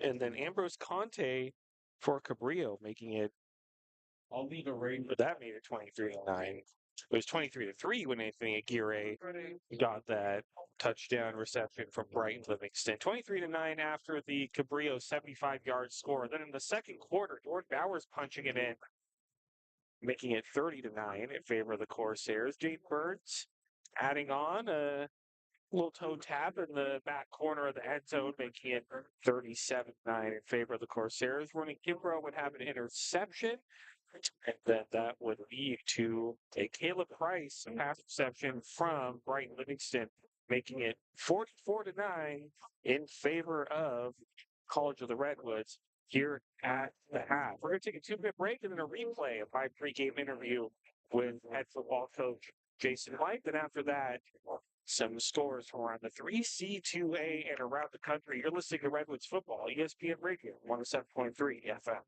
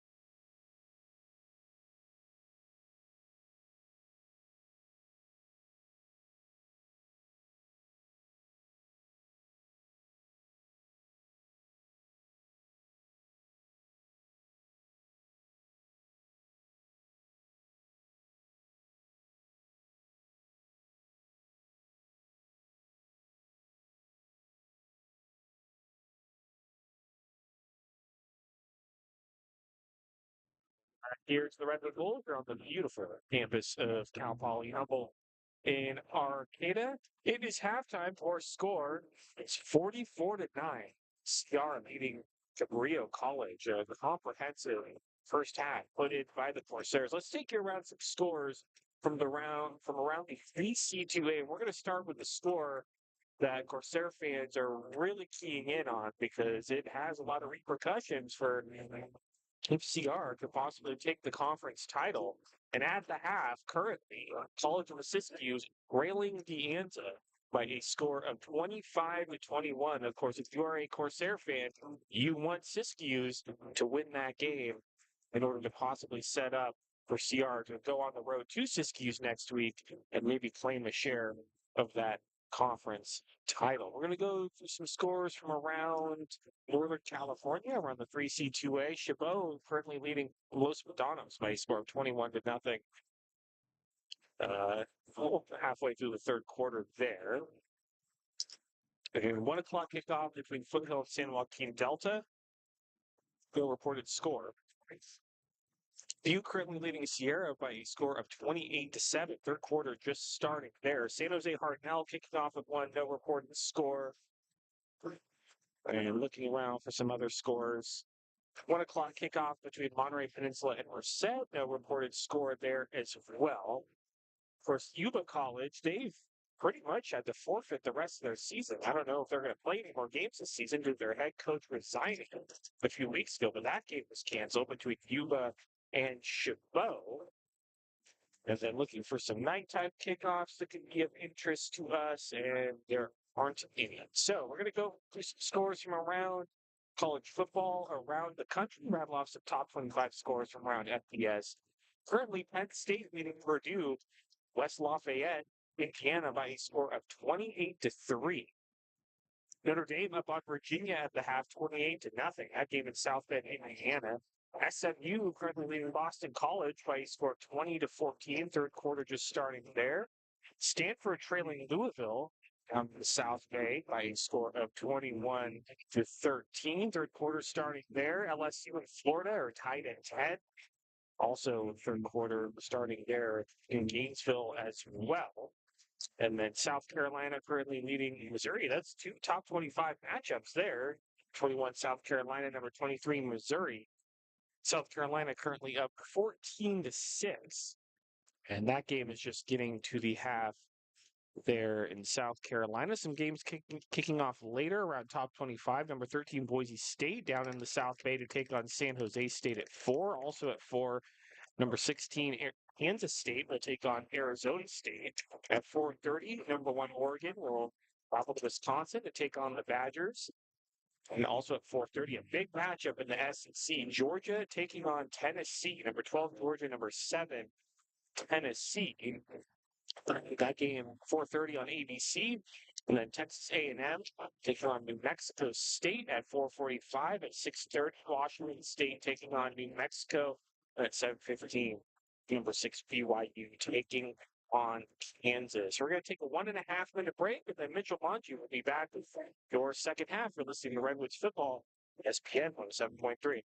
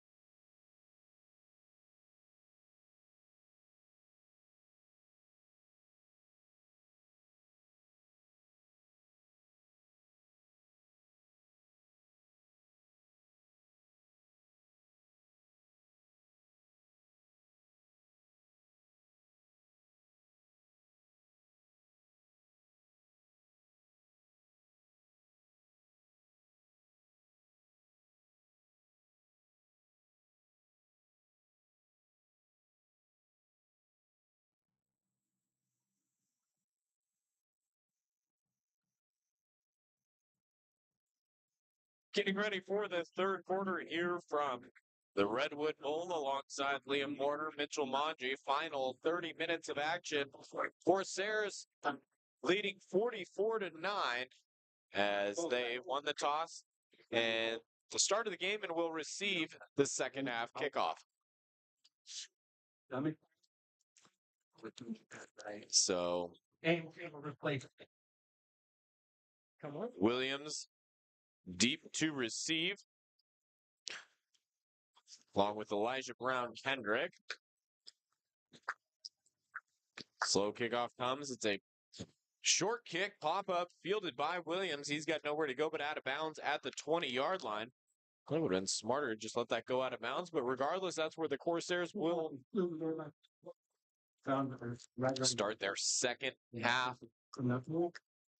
Offense back out. Offense has scored on every possession they've had, save for the final possession of the half. One carry, and we'll see Isaiah Hemmings is back out there. Great to see that. So he took a hard hit at the end of the first half, back out on the field. Caleb Price, the tight end, split out left. He now shifts to the right side, and Hemmings replaces him in the slot. 3 receivers right, 2 left, empty backfield. Livingston, the snap. Back to pass, eyes downfield to the right, coming back to the left. Nothing there, throwing downfield, completed to Hemmings at the 45. Hemmings spinning, stays in bounds, stepped out just across the 50 at the opposing 45-yard line. Apologies for those of you watching on stream. Liam stepped out for a second. I forgot I was supposed to be working the camera, but a long pass completed down the left side. You'll have to trust my voice on that one, just like those on the radio. 14:30 to go. Corsairs driving.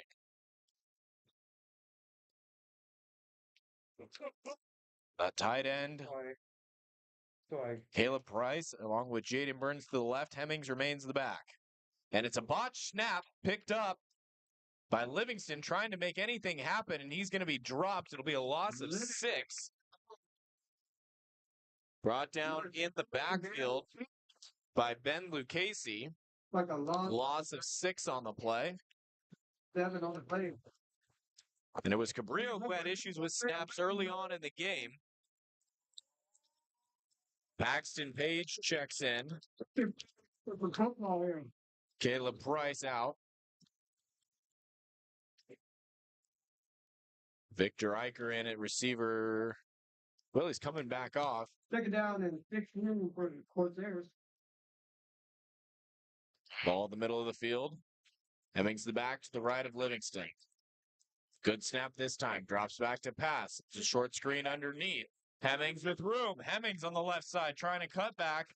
And Hemmings down inside near the 30-yard line. Finally brought down. Chains move. Well, Rio Cruz moving the chains on a. Rio Cruz in on the stop for Cabrillo. 13 minutes. Third quarter. Corsairs with a 44-9 lead. First drive of the third quarter.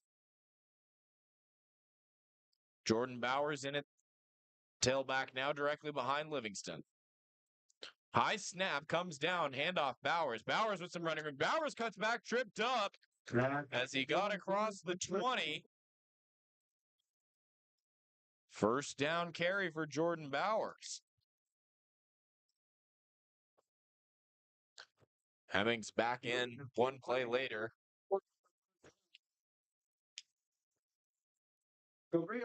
Corsairs inside the red zone.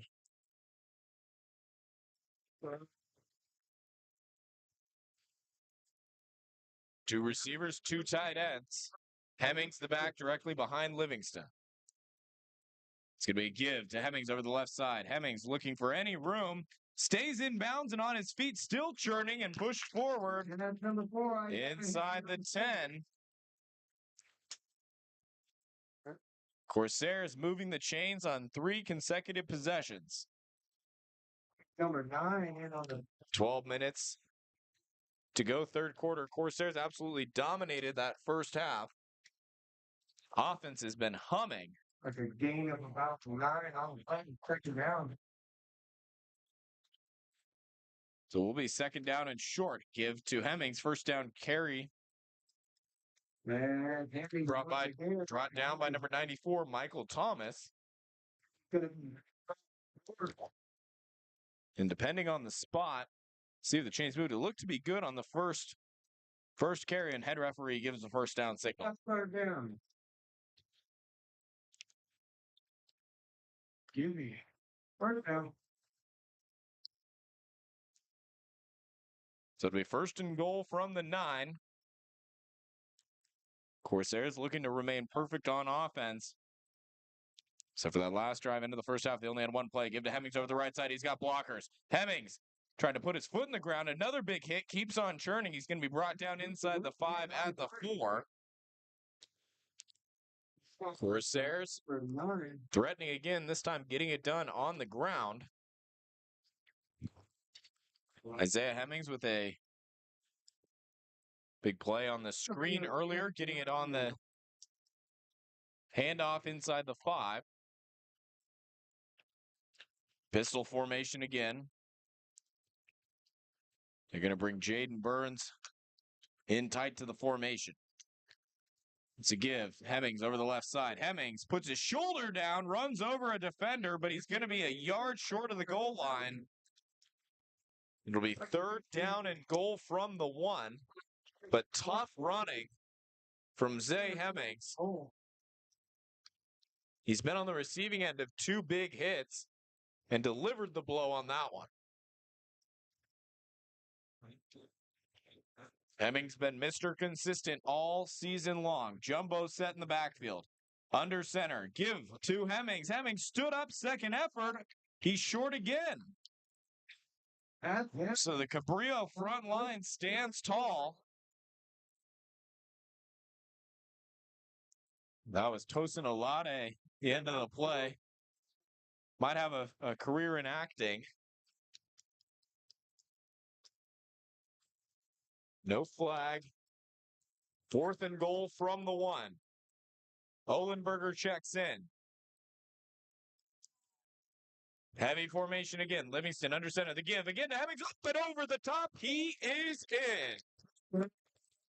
If you can't go low with the shoulder, go high over the top. Hemmings for 6. Corsairs with a 50-piece early in the third quarter.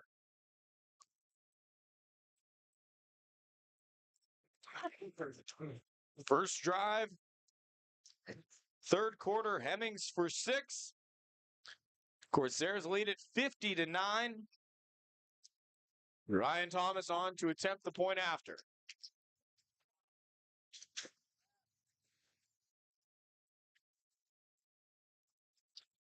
Good snap. Kick is up. And it's true from Ryan Thomas. So with 9:28 to go, third quarter.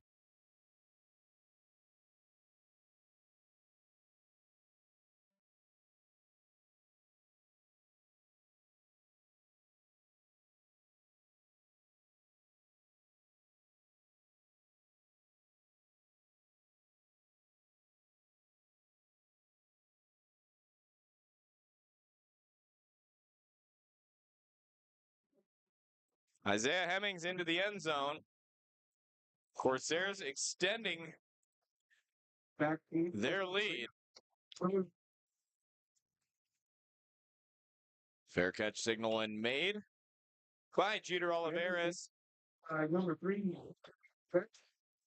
Cabrillo will start at their own 25-yard line. Get alongside Liam Warner, Mitchell Mongi. Corsair football on ESPN, brought to you by Above Board Construction, Roofing and Solar. Roofing, solar construction, gutters, and generators. Think Above Board Construction, Roofing and Solar. CR football also brought to you in part by Schaefer's Ace Hardware, your local Mo-Man, Hunter & Sons Construction, St. Bernard's Academy, and Harper Motors. First and 10 for Cabrillo from their own 25.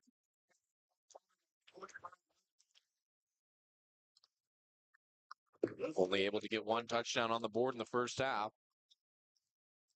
Missed the point after try. As a give on the inside.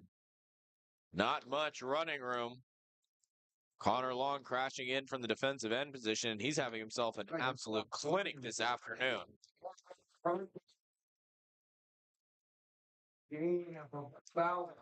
Give Conte credit for 2 yards on the carry. Still the first team defense out on the field for CR.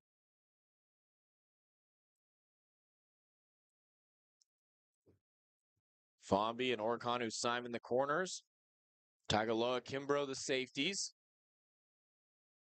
Snap and another give to Conte running left. No room there. Dragged down a huge loss. Fabian Warner leading the way. Leotawa came in to clean it up as well. 3rd down and long. Set up 3rd down and 11.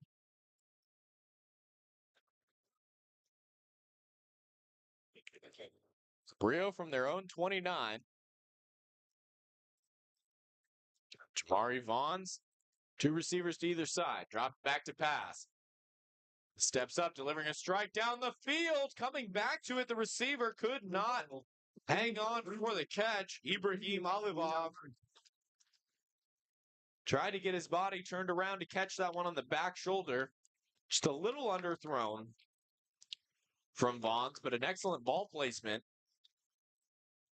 as the cornerback, Jackson Selden, could not turn around to make a play on it. He was in very good position. As Alivov unable to hold on to it. So on to punt. Mark Magnana Ramirez gets it away, and it's a shanked punt. That's going to be only net 10 yards for Cabrillo, as that one took a couple hops past their own sideline. Offense quickly back onto the field after these messages. Back in 30 seconds, ESPN 107.3.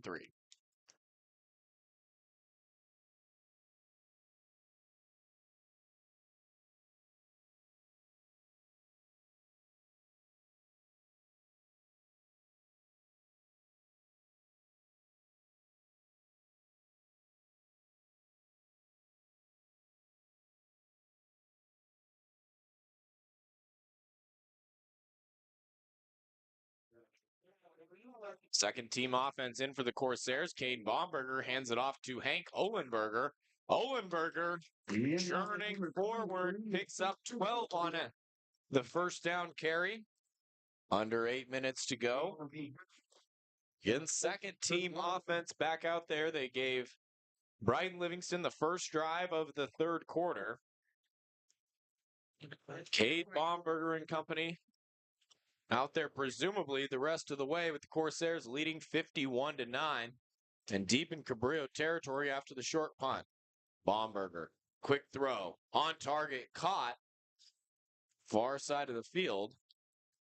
That pass was completed. Number 13. About 6 yards on the catch for Trayvon Silva. Little curl route. Good anticipation from Baumberger. Gain of about 5. Second down upcoming for the Corsairs. Cade Baumberger, the redshirt freshman quarterback from Goldendale, Washington, takes the snap, handoff left side. Olenberger looking for room. Olenberger, not much there. Hole closed up pretty quickly. Tackle made by Jesse Martinez. And fun fact, Cade Baumberger, a fellow Oregon State Beaver fan. Oh, yes. Don't check the score today, but That was a good van ride for you when you found that out. very exciting. Always love some fellow Beaver believers who bleed orange and black. Well, at least your alma mater still has a football team, Mitchell. Pistol for Baumberger. Olenberger the back. Play action. Baumberger the keeper. He's got a lane. Baumberger. Ooh, tried to lower the boom. Brought down at the 5. First down yardage. And a late flag comes in. Had a couple defensive and offensive linemen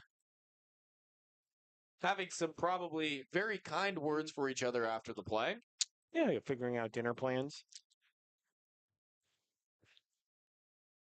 We'll get a call to see who the instigator was of that discussion.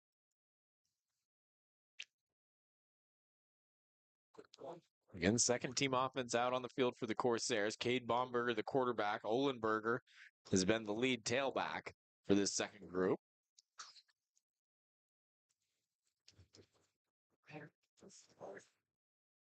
Unsportsmanlike will go against the Corsairs. That'll move them back to their own 21-yard line.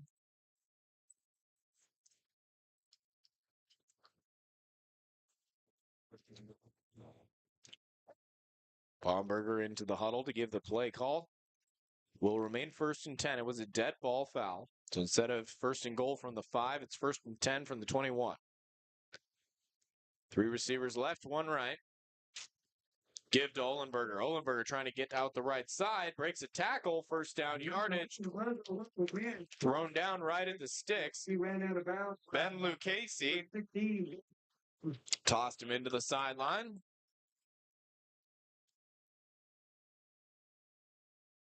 Looks like that the chain. Under 6 minutes to go. Corsairs hold a 51-9 advantage here at home against Cabrillo.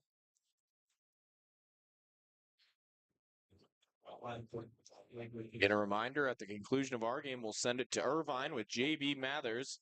Cal Poly Humboldt women take it on Concordia Irvine. Baumberger looking left. Baumberger throwing for the end zone.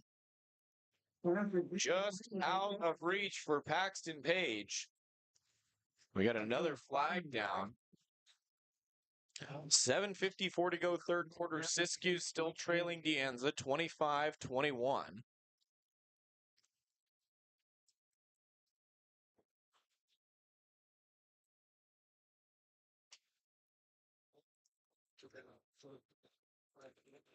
So we await the call of the penalty.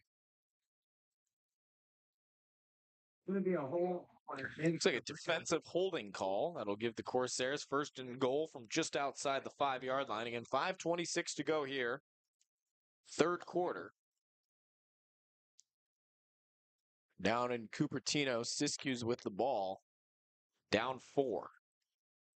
Baumberger looks right, comes back to the left, now steps up in the pocket. Baumberger trying to scramble. Baumberger cutting back, dragged down just shy of the goal line. Didn't like what he saw downfield. Pocket was beginning to collapse from the edges. Stepped up and dragged down. Bring up 2nd down. The Siskiyous has 1st and goal from inside the De Anza 5. So that's the game. If Siskiyous was able to pull that out, that would give the Corsairs an opportunity to tie for 1st place a week from today out in Weed, California at College of the Siskiyous.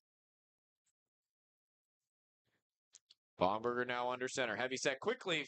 Quarterback sneak right up the middle. Cade Baumberger in for 6. I don't think the offense was set, though. It's a flag down. And Siskiyous is in for the touchdown. So Siskiyous up by 2 with a point after try coming. And we've got a false start, illegal formation, whatever you want to call it. If you want to call that game from the stats page, PAT is good. Siskiyous with a 28-25 lead. 2:17 to go in the third quarter down in Cupertino.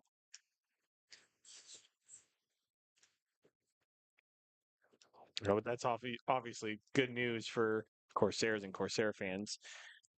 Hopefully, Siskiyous can hold on to that lead. Siskiyous 2 losses are to San Jose, and they lost to Monterey Peninsula in overtime. And CR was not set again. Do we have a timeout first? Yes, we did. Coach White took a timeout. We'll take one with him back in 30 seconds. ESPN 107.3.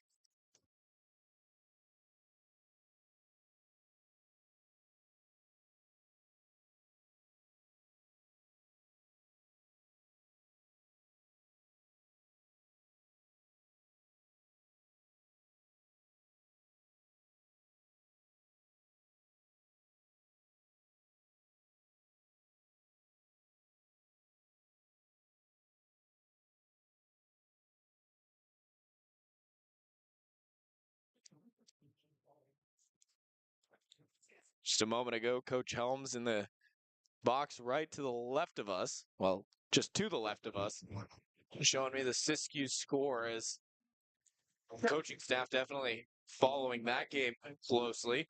4:37 to go in the third quarter from Arcata. Of course, there's a 51-9 lead, second down and goal. Coming out of the timeout. Ball spotted at the 6-yard line. Baumberger in the gun, Olenberger to his left. Three receivers to the left. Looking that direction, slant over the middle, incomplete, trying to find Paxton Page. Threw that ball into traffic. Goes incomplete, third down.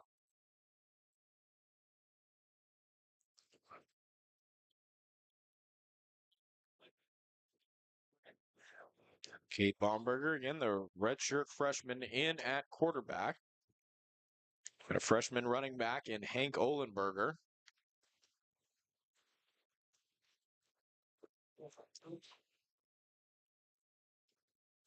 Paxton Page, Victor Eicher out there as well. Looking left for Eicher, slant bobbled and intercepted.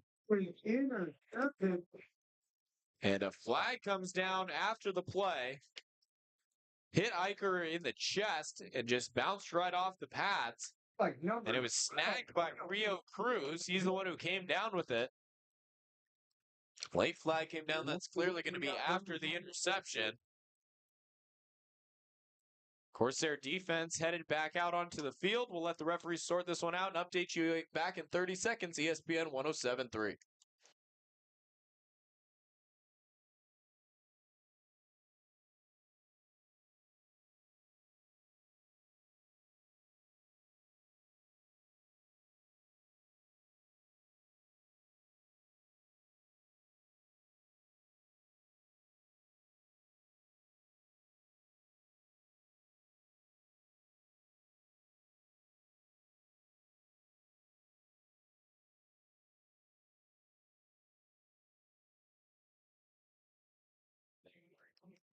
Just wait for a second. So personal foul against the Corsairs. And we just had a flag fly on the far side of the field as well, right where... It started to look like last week's team. Oh, don't say that. right near the Cabrillo huddle. It was a turnover. It was an interception. Trying to get the pass to Eicher on the slant. Picked off by Rio Cruz. So after we wrapped up one flag, another one came out. Cabrillo will take over. It's dead. Full buffet, Liam. Once you think you've had one too many flags, they serve you another one. You never know when they're going to come either. Like, Referee taking his time to...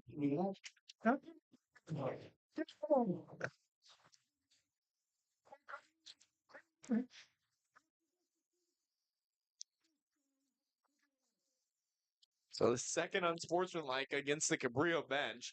This game's come to a grinding halt with 4:27 to go, third quarter. Saddleback Cabrillo up half the distance to the goal, 1st and 10 from their own 6. Seahawks trailing 51-9.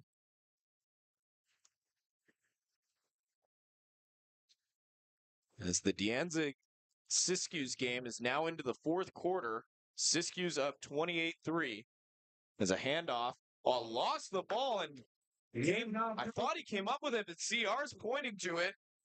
As Ambrose Conte couldn't get a grip on the exchange. Just kind of bobbled it, lost it out in front of him, was able to grab it, haul it back in. But as a bunch of black jerseys around him, unable to see from here if he could retain possession to the ground. some sort of discussion happening between the officials. Well, I think Cabrillo's going to hang on to the football.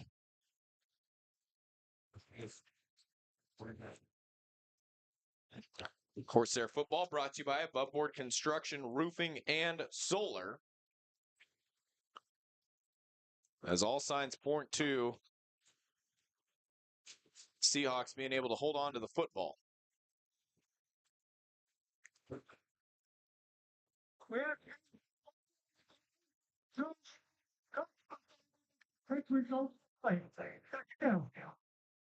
So an inadvertent whistle. Interesting. And I don't know which coach they just gave the option to. All right.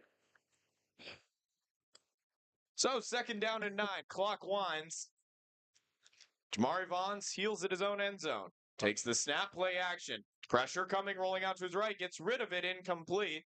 His intended target, Brandon George, fell down. Number 2, Brandon George.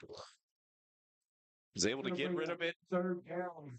Brings up 3rd down for the Seahawks. Money down for the Corsair defense. So they bring in some substitutions, nickel package. Victory Orikanu Simon, the defensive back, will line up in the slot. They got a dime. They got Jimmy Fomby out there as well. 6 DBs for the Corsairs. 3 men on the line of scrimmage. This is a defensive formation we haven't seen the Corsairs go to at all this year. Empty backfield. Vaughns rolling out to his left. Pass is incomplete. Looking for Cruz Ferris. And Cabrillo's going to be forced to punt from their own end zone. Last time we saw this, it was a snap too high for the punter out the back of the end zone, resulted in a safety.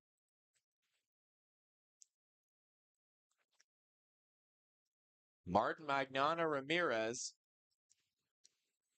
going to have to get rid of it as quickly as possible.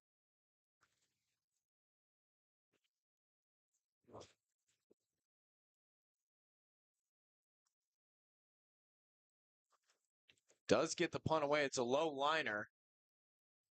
Handled off a bounce at the 40 for contact.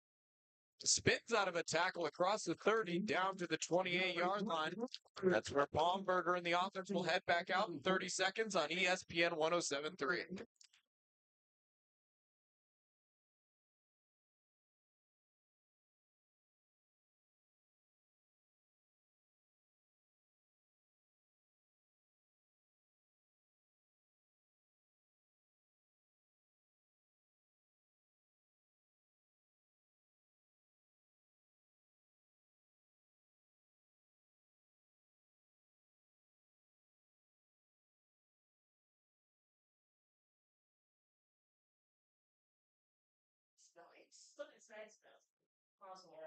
Yeah. 3:36 to go, 3rd quarter. Baumberger back out there. Hand off to Jordan Bowers. Bowers escaping a tackle and slung down. Jeter Oliveras on the stop for Cabrillo. Some tough running for the sophomore back. Gain of 4 on the play. A gain of about 4 on the play. Of course, their offense continuing keep the ball on the ground. CR jumped out to a 23-3 lead. Late in the 1st quarter, they gave up a 75-yard touchdown run to Ambrose Conte. Since then, Cabrillo has not scored. Page comes in motion.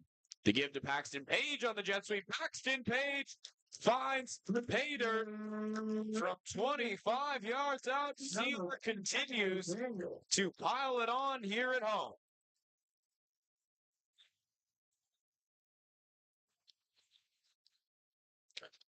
Redshirt freshman, do-it-all wide receiver, a former high school quarterback, showing off his speed on the jet sweep.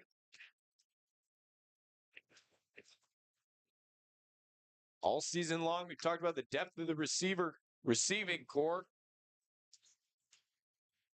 Even with you go with the second team, Liam. I mean, these guys are 6 to 8 deep at receiver who would be starters. Low snap handled by Hemmings. Kick is up.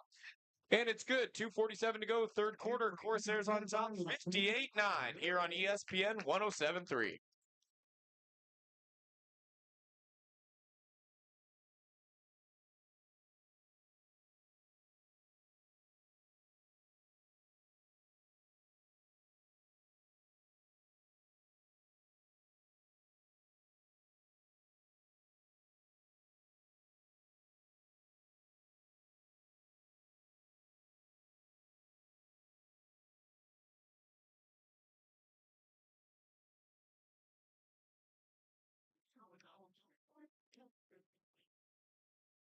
Our score here from Arcata, 58-9.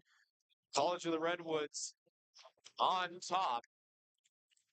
Siskiyou's leading De Anza 28-25 in the fourth quarter. Currently for De Anza, it's 4th down and goal. De Anza trailing by 3 again. If Siskiyous were able to defeat De Anza today and CR beats Siskiyous next week, that's a 3-way tie for first. Fair catch called by Oliveris and made. And Cabrillo will start By number 3. at their own 25-yard line.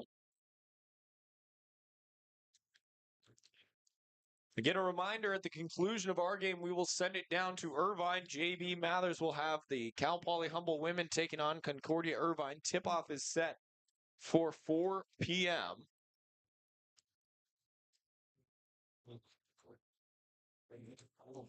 See our defense back out on the field with a massive lead, 58-9.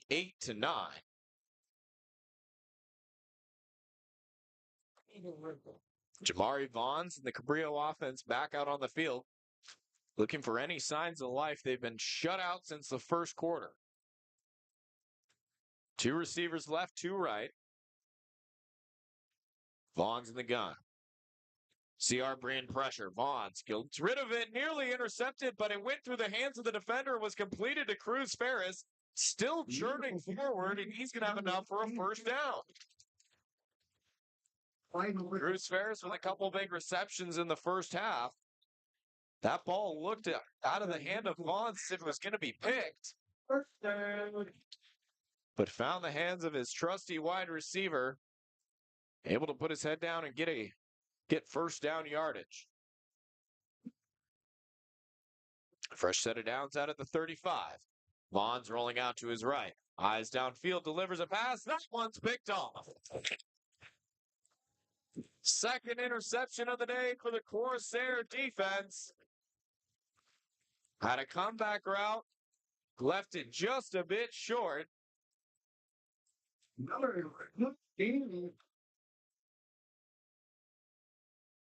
I couldn't quite see who got the interception. I believe that was Jackson Selden. Based on the number of pats he's getting on the helmet, I'd say that's accurate. So Corsairs back out on offense with 2:11 to go and a 58-9 lead. Baumberger and company take over at their own 49. De Anza failed to convert on 4th and goal, so Siskiyous has the ball up 3 with 11.5 to go down in Cupertino. Bring a man in motion across the field, and the give is to the receiver, tackled for a loss, Peyton Smith. Eureka native, St. Bernard Crusader. Flags fly after the play.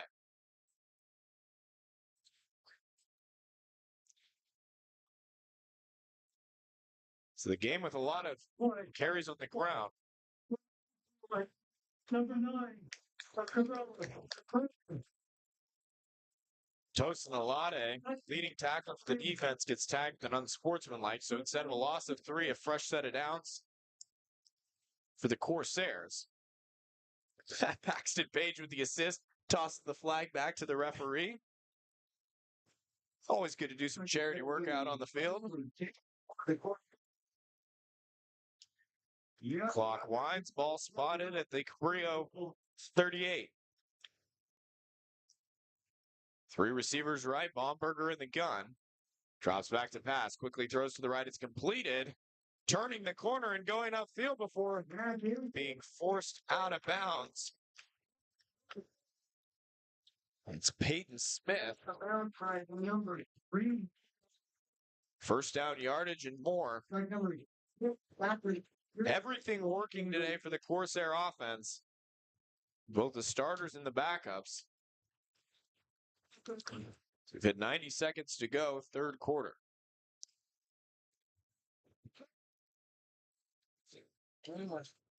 Page and Smith, the receivers left. The running back is Zachary Lopez. He gets the handoff. No room to work.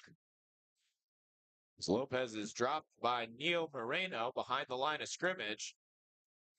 And Tosin Alade talking again. He's got to be careful. He's already got one unsportsmanlike conduct penalty. Liam, we know what happens when you get two. We saw it last week. The referee explained that to us over and over and over again.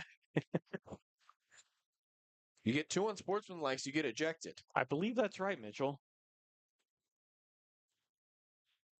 Yet alongside Liam Warner, Mitchell Manji, it's 58-9. Corsairs dominating Cabrillo in their final home game. Pistol for Baumberger. Play action. Rolling out to his left. Eyes downfield. Tucking and running's Baumberger trying to put on a little shimmy. He's going to be about a yard or two shy of the line to gain.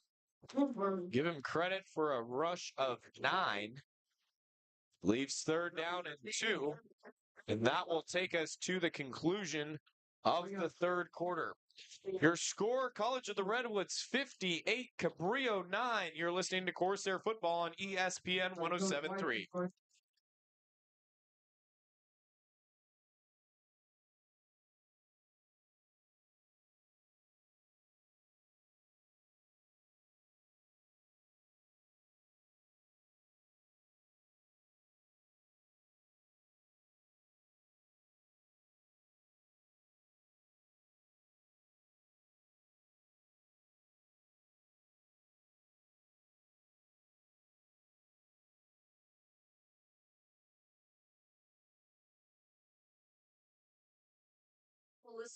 Conclusion of the third quarter, 15 minutes to go until this one becomes official. 58-9.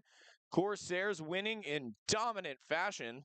The game we're keeping an eye on Siskiyous and De Anza, as Siskiyous has the ball and a 3-point lead. So for those of you listening on ESPN 107.3 or 1340 AM, just based on the score of this game, 58-9 in favor of College of the Redwoods, we're going to go at 3:45 live to Irvine. JB Mathers and the Cal Poly Humboldt women taking on Concordia Irvine. We will still have this game on the College of the Redwoods Corsair YouTube live stream. So those of you listening on the radio looking to follow this one to the bitter end, you can go on YouTube and we will have the remainder of our call of the Corsair football game up there online. Third down and 3 as we flip ends of the field. Corsairs now working left to right. Page in motion. Play action. They give it to Zachary Lopez. Lopez looking to get the edge. Stiff arm. Got the first down. Needed 3. Got 4. Slung down late. And a flag comes flying in. Yeah, that was pretty obvious. He was pretty much on the track.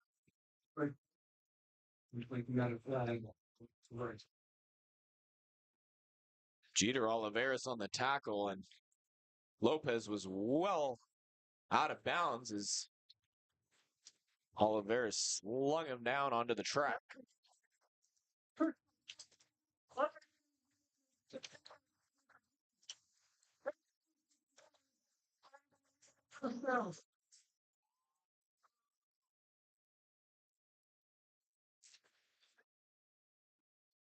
So a late hit out of bounds sets the Corsairs up first and goal from the 7. Snap to Baumberger, looking to throw a fade left, back corner of the end zone. Caught by Page. Did he get a foot down? No. So Paxton Page running the fader out. Rio Cruz, who had the interception in the end zone at the other end of the field, in coverage for the Seahawks, second and goal. Siskiyous is going to just call it a timeout. They have 4th and 3 at the De Anza 40 upcoming. A 3-point lead with 6.5 to go. Baumberger the snap. Handoff to the right side. Looking for room. And dragged down inside the 5 at the 4 is Zachary Lopez. Luke Casey with the stop for the Seahawks. Again, if to claim a share of the Pacific 7 Conference regular season championship, the Siskiyous needs to beat De Anza. The CR needs to beat Siskiyous in 1 week. That would create a 3-way tie for first place of the Pacific 7, and it would come down to RPI to determine who would go to that American Bowl. If there is a three-way time, so first place gets the American Bowl, second place gets the Grizzly Bowl, they would come up with a bowl game for that third team in the tie. Play clock at 2. Baumberger got to go. Page in motion, gets it off. Give to Paxton Page running left. Lopez gets the block. Paxton Page in his second touchdown on the ground. We have crossed the 60-point mark early in this fourth quarter.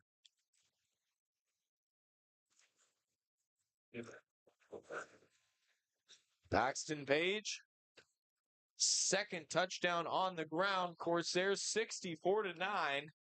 Point after try upcoming. Liam, we talked about earlier this year the number of games that could have looked like this that weren't.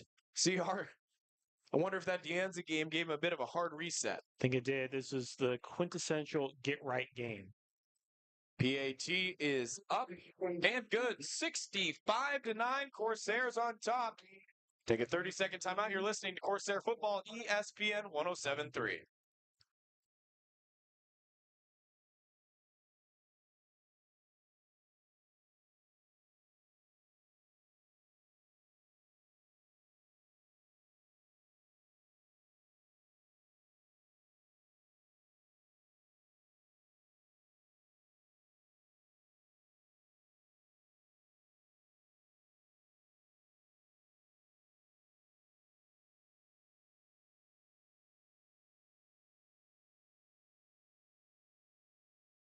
I got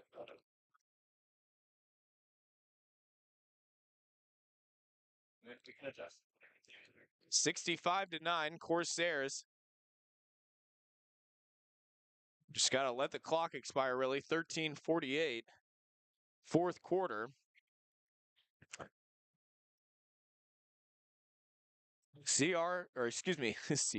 Siskiyous gained 5 on 4th and 3. So they went for it and got it and continue to keep the ball on the ground with a 3-point lead over De Anza. Kickoff is a touchback, or fair catch touchback. Cabrillo will take it out at the 25-yard line.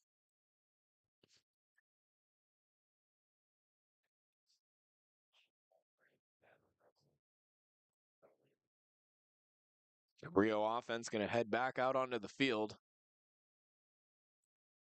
Surprisingly, 13:48 to go. I know that it's sophomore day. Got to get some of these guys as many reps as possible. But Connor Long, the disruptor, still out there on the field for the CR defense. 1st and 10 for Cabrillo from their own 25. Rolling out to his right. Pass is completed. A 5-yard reception for Cruz Ferris. Forced out of bounds at his own sideline. 2nd down and 5 upcoming.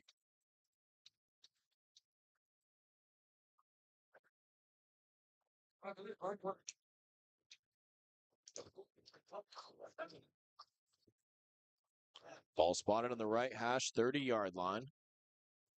13 minutes, clock winds. 2 receivers to either side. Snap for Vaughn. Pressure coming. Delivers a strike. Good coverage, but a flag flies late. Coming in the secondary.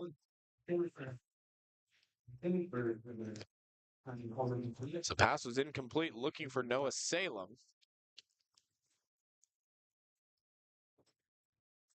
Way to determine the penalty likely against the Corsair secondary.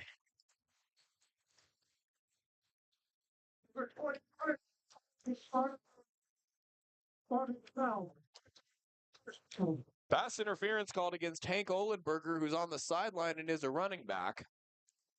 Not sure how he got that one.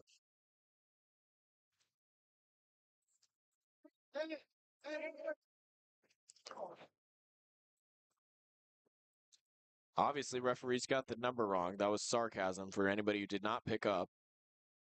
1st and 10 at the Cabrillo at their own 35. Play action. Pressure coming. Vaughn steps up and escapes the pocket. Slides down after a gain of 6.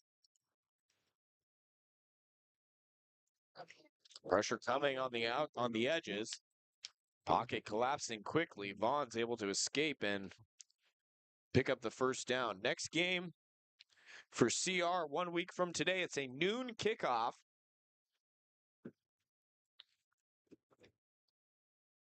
Out in Weed, California. College of the Siskiyous. So they take a timeout. They have 3rd and 6 upcoming with 4 minutes to go. Passes too high and incomplete. Looking for Brandon George. Bring up 3rd down and 4. Clock stops with 12:33. Siskiyous with a 2-yard carry on 3rd and 6, so it'll be another 4th down and 4 coming up. The Dianza 29. 4 minutes to go in the 4th quarter. Siskiyous holding on by a field goal. In Corsair coaches keeping an eye on that game as well. Vaughns takes the snap back to pass, and it's through the hands of his receiver, Olivov, and incomplete. Brings up 4th down and 4. So punt team comes on for Cabrillo. Again, as if I haven't said it enough times, if Siskiyou is able to beat Dianza, that would give CR the opportunity 1 week from today to force a 3-way tie for first place in the Pacific 7.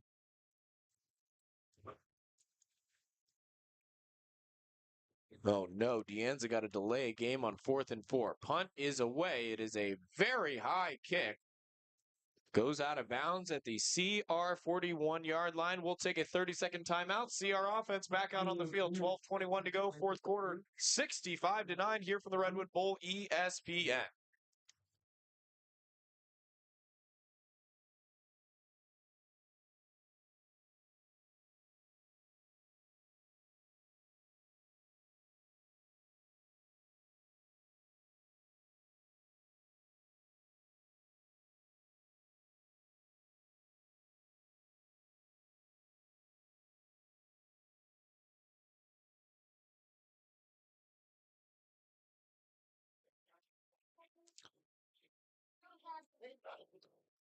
CR offense back out on the field. Momberger to pass. Too high for his intended target. Cornelius Grushke, 6'2" tight end, a transfer from Central Washington University. Incomplete, 12:17 to go. Dianza has the football back. They trail by 3 with a little under 4 minutes to go. 2nd down and 10. 65-9 our score here at the Redwood Bowl. Baumberger in the pistol. 2 tight ends, 2 receivers, both to his right. Handoff right up the middle, running over a defender. Who got that carry? That Herman Mitchell? Yes, it was. Herman Mitchell displaying the power. That was one of the toughest 3-yard runs I've seen in a while. Yeah, I think I have to agree. Just ran him over. That was you could hear that sound from up here. Herman Mitchell delivering the thunder. A loud 3-yard carry, 3rd down and 7. Mitchell shifts from right to left. Baumberger in the gun. Dropping back to pass. 3-man rush screen underneath. Mitchell with a stiff arm. A 1st down and 4. This play is cut back. Penalty marker back at the 38-yard line. Tried and true sign of holding as the quarterback, hands on his hips next to the referee, did not move.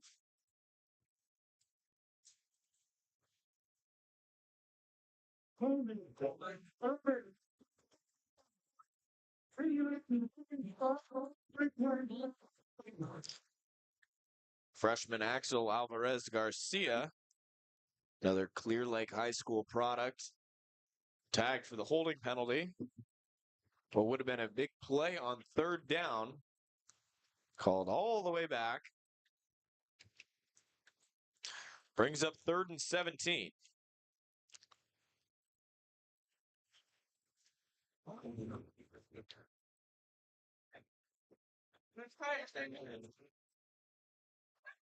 Somehow I missed some plays, but it looks like I can't tell what's going on here with the live stats. It says Siskiyou has the ball back, 1st and goal, so there must have been a turnover, but I didn't see the play. Baumberger back to pass, a strike right at the sticks to Victor Eicher. If he didn't get the first down, he's going to be just inches short. Victor Eicher hasn't get it over the middle. Like they just forward on the first down. Of course, they would be Okay, so it looks like trying to figure out what's going on in this Dienza game, but it looks like they did pick up the fourth down, so they never gave the ball back to Dienza. But it's going to be 2nd down and goal for Siskiyou, and they are at the 2-minute warning, holding on to a 3-point lead. Quarterback sneak. Baumberger has enough. 1st down yardage on 4th and inches from the 50. 65-9, Corsairs. And there goes the team. First and Redwood. Dominating at home. The other thing I was thinking about the Dianza game, Liam, is, we mentioned it a couple times, but I think it might have played a bigger factor as well. Not something Coach White brought up, but just thinking about the game. Those 3 weeks off, 4 weeks off, absolutely critical. That's 3 weekends without playing live football. Yeah, 3 weeks off and then playing a team like Dianza is just brutal. That's a really good Dianza team. You need to be in the flow of things in order to beat them. Hand off to Herman Mitchell running left. Mitchell picks up 7. Tossed out of bounds again. Yep. That's going to be it for Tosin Olade. Got the face of Herman Mitchell on the sideline. Flag came out. He already has one unsportsmanlike. Liam, remind the fans and listeners what happens when you get 2 of them. I think what happens when you get 2 of them is you can't play the rest of the game. You go sit on the bus. 2 of those ejections against Dianza a week ago. We are very familiar with what happens. Some might say experts. Oh, definitely. 12 unsportsmanlike conduct penalties a week ago here on this field between Dianza and if you have College 12 Redwoods. Unsportsmanlike conduct penalties, some guys are going to have to get ejected. Oh, they're going back. That one, I think CR got tagged for there.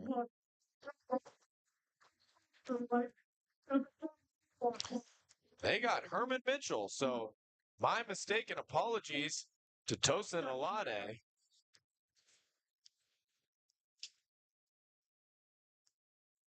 Saw him, and as soon as he's kind of stepped up towards Mitchell, that's when the flag came out. So I assumed wrong. 2nd down and 20. 3 receivers right, Baumberger in the gun.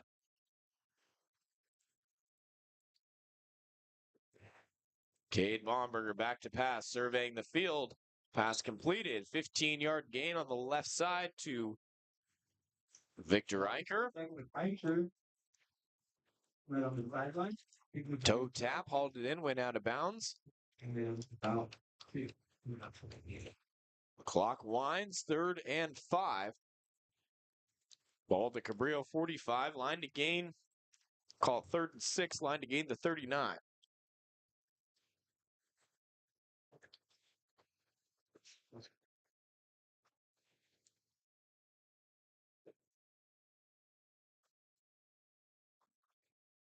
Handoff left side. Not going to get there. Getting back to the original line of scrimmage was Chase Sorensen. Punt team on for the Corsairs. Dianza just took a timeout. It's 4th and goal for College of the Siskiyous with $1:47 to go in that game.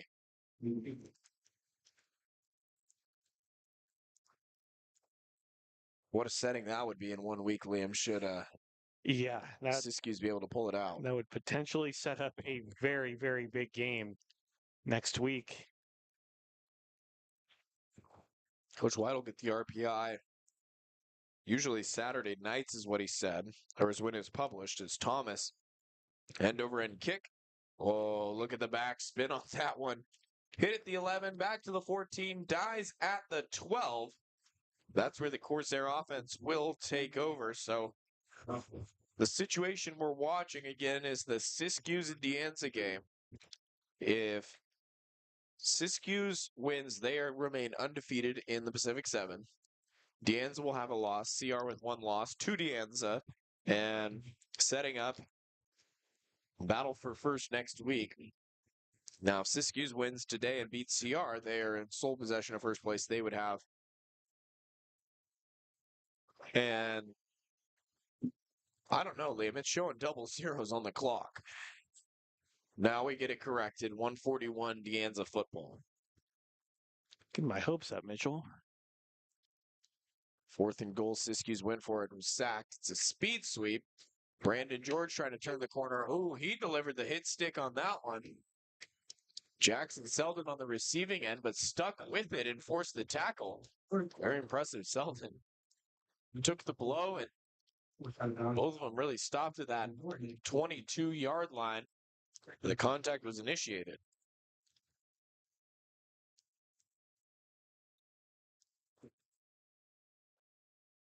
So 2nd down and short. 65-9, 7.5 to go, 4th quarter. Corsairs dominating. Vaughn's rolling out to his right. Pass complete short to Ferris. Ferris escapes one tackle. Needed 2, got 4, first down yardage, and forced out of bounds. From the outside, you have no job for now. Joseph Cabrillo. 65-9, Corsairs dominating fashion here at home. Ball spotted right hash. 27-yard line.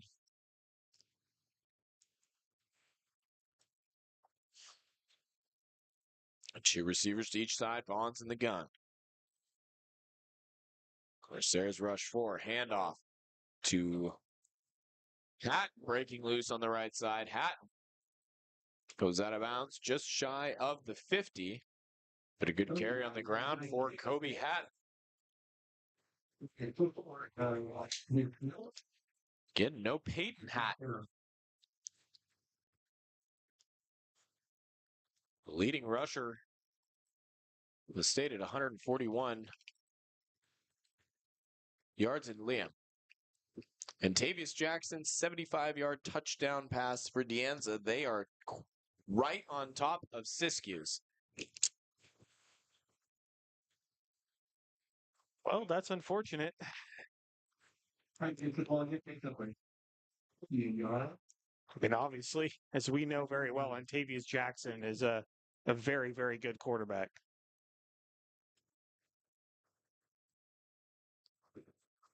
So 2nd down and 9 in this game. 6 minutes remain. Cabrillo with the football, 3 receivers left.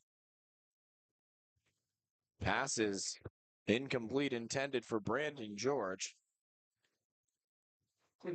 Brings up 3rd down, and PAT is good, so it's 32-28. Siskiyous is going to need a touchdown. They'll have 91 seconds.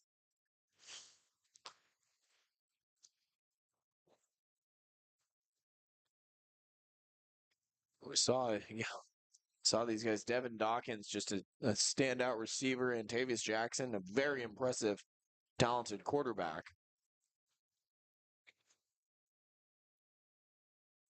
It's 3rd and 9. Dropping back to pass, stepping up and delivering a throw, incomplete. Vaughn's was looking for Olivov on a slant.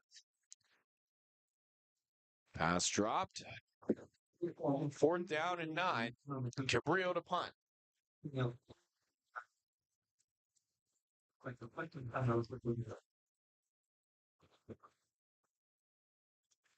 Liam, look at the live play. The last one, Deanza unsportsmanlike conduct penalty. On the quarterback, too, on Jackson. What a shocker. Again, Deanza and Siskiyous both 3-0 in conference. As the punt is away, and will be fair caught at the 20. 5:41 to go till the conclusion of this one. We will take a 30-second timeout here on ESPN 107.3.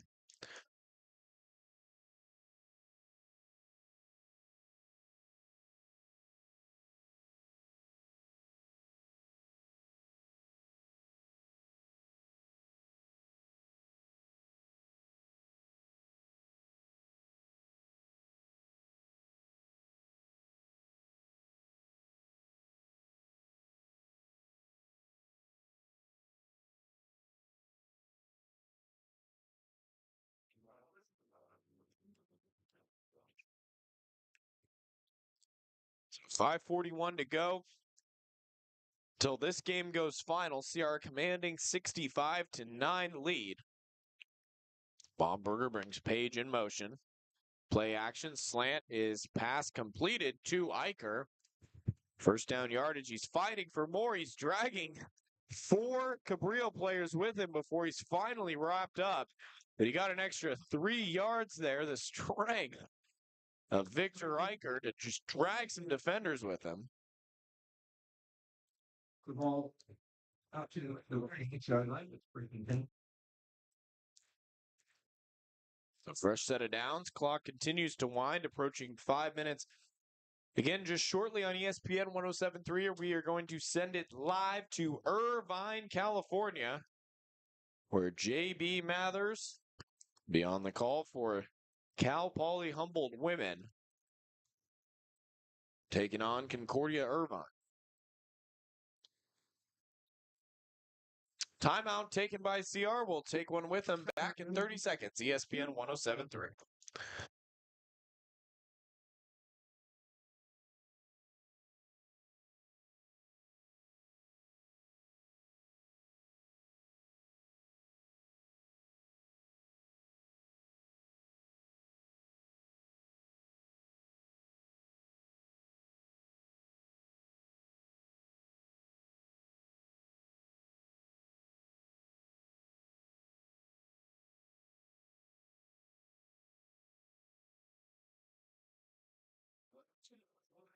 So Siskiyous is going to have the ball at their own 36, 75 seconds down by 4. Again, Corsairs need College of the Siskiyous to get in the end zone to force the opportunity to play for a 3-way tie for first place next week. Of course, had they been able to defeat D'Anzo a week ago, we would have been in a completely different picture. So under 5 minutes to play. First down and 10. 3 receivers left. 1 right for Baumberger. Carry, Herman Mitchell. Mitchell out to the 40, dragged down. Gain of 4 on the play. Excuse me, that's Augie Wilrich. Augie Wilrich getting his first carry of the game.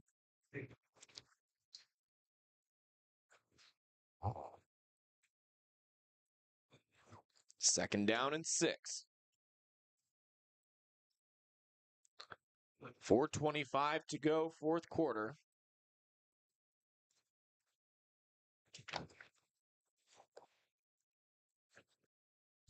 And again, once we reach about the 2-minute warning here, we're going to send it to Irvine for the Cal Poly Humboldt basketball game on ESPN as that pass is completed to Paxton Page. Dancing for a couple of yards.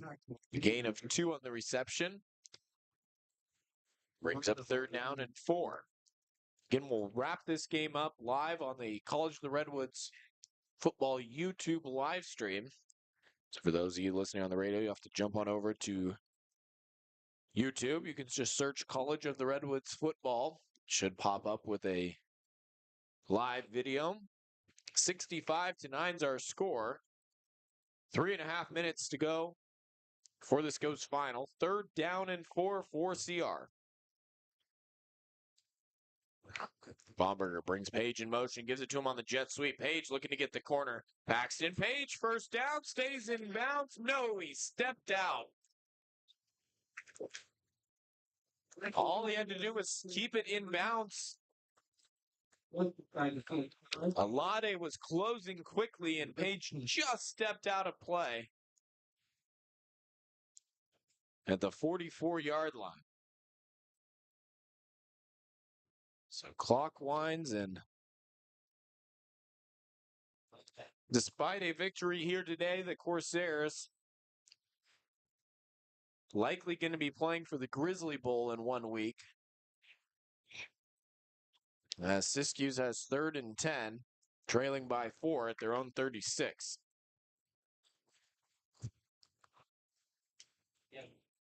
So first down, play clock at 1. Corsairs give the handoff to Wilrich.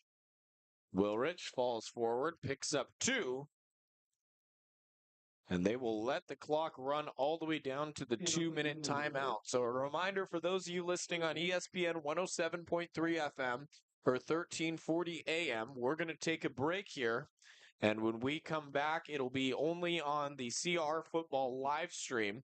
Those of you listening over the airwaves of Humboldt County will be sent to Irvine, California to link up with JB Mathers, Michelle Bento Jackson, and the Cal Poly Humboldt women's basketball team taking on Concordia Irvine. We're going to head into a timeout. Thank those of you listening to us on ESPN 107.3 and 1340 AM for Liam Warner. I've been Mitchell Manji. A big shout out to Gavin back in our studio who will send it down to Irvine, California. Take it away, JB Mathers.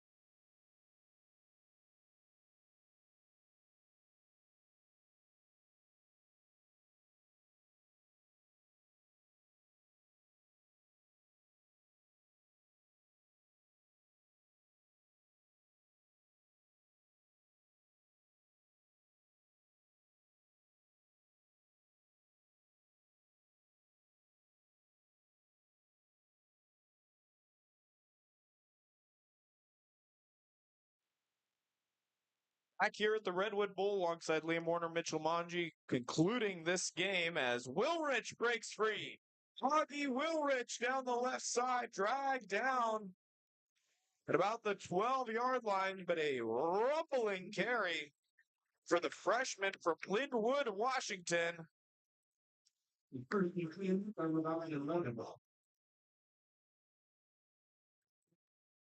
Huge chunk play for the Corsairs. So they're set up at the 11. I don't know why the clock is stopped.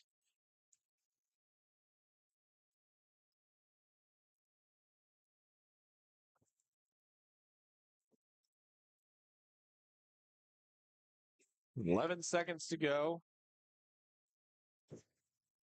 Substitutions and checking in for CR. They must have gotten a timeout.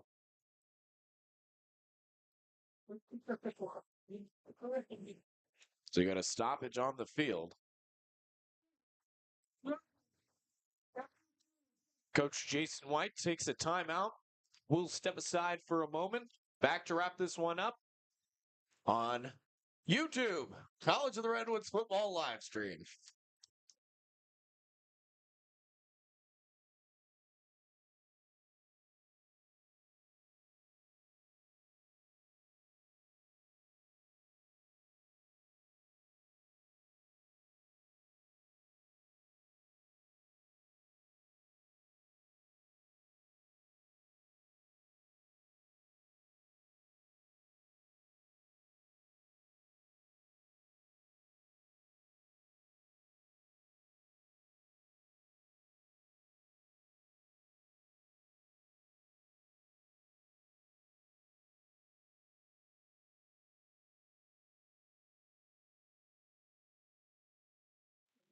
Back here at the Redwood Bowl as we are almost final. Cade Baumberger taking a knee for the Corsairs. Dianza had a interception return for a touchdown, so that game is going to be over. And Dianza, unless they drop the game next week to Chabot, appears to be your Pacific 7 conference champions. Yeah, but unfortunately, that was a winnable game last week for CR, and they could have been the driver's seat for that, but weren't able to get it done. Of course, able to get it done today, but Danza looks like the class of the conference, and they're definitely playing like it. It looked like there's a chance they could lose, but they turned it on late.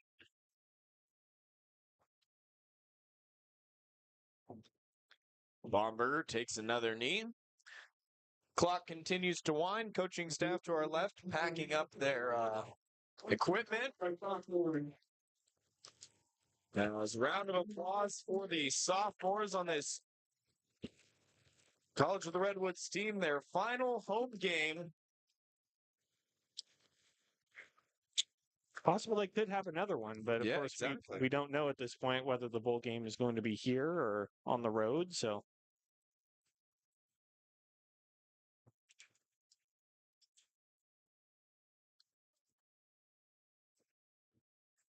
Bomberger takes a knee, and that will do it. Clock will wind. And your final score will be Corsairs 65, Seahawks 9.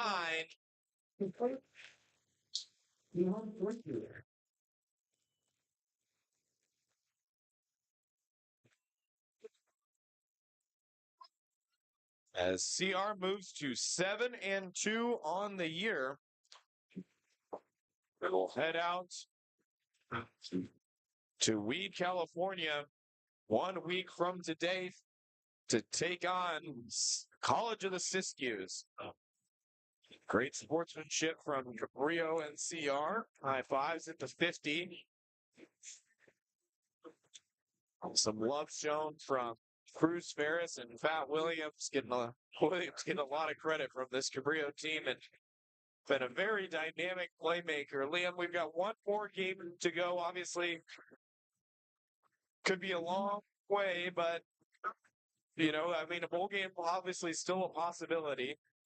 The winning the Pacific Cup 7 conference, barring a miracle, seems to be out of reach. So, your thoughts kind of on the CR program up until now? Well, I mean, obviously, a bowl game is always a huge accomplishment. I mean, getting there and winning it. And of course, Jason White, I mean, since they restarted the program, he's been in a bowl game, both of his 2 seasons that he's completed with the team. So, I mean, it's been a very successful program. I mean, you heard it. I mean, one of the questions I asked Coach White is, you've obviously had a great program and you've been able to win a lot of games, but you just have not been able to get it done against these top tier teams.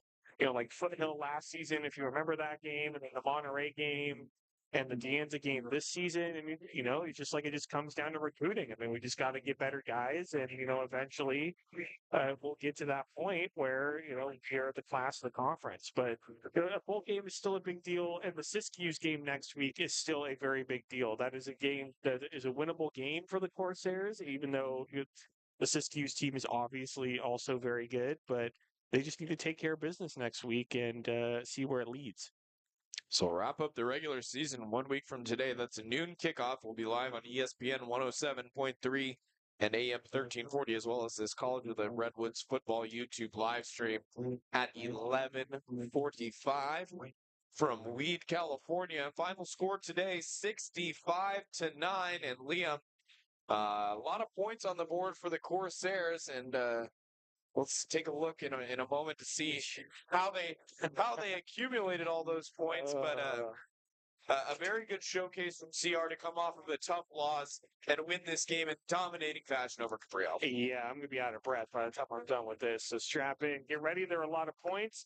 We started off, of course, if you remember, Mitchell, that high snap on the punt that went out of the back of the end zone.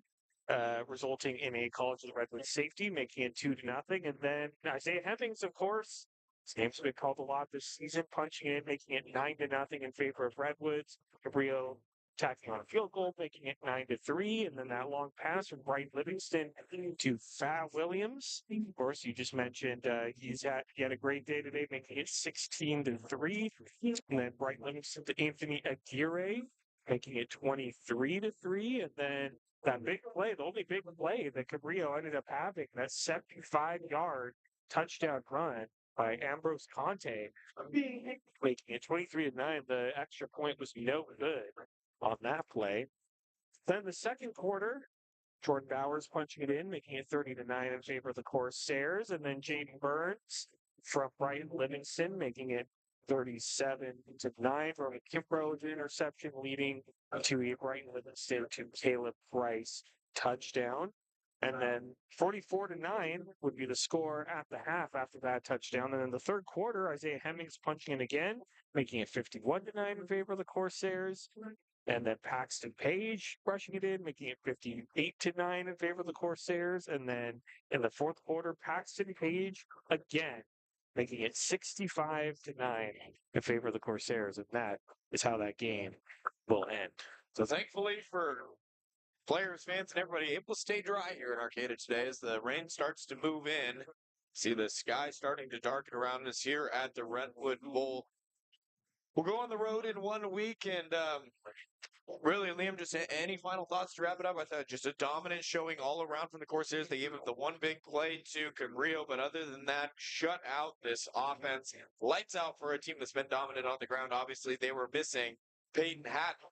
But regardless, for this team to come together off of a tough loss, regroup, and set the tone to try and finish the season strong, very impressive showcase here today. Oh, yeah. I mean, they offensively, they just did it every way possible. I mean, the ground game was rolling. The Brighton Livingston, I think this is one of his best games of the season. Absolutely. As far as the way he looked, his pocket presence, he looked really confident. He wasn't trying to do too much. I mean, when he was throwing balls down the field, they were really good.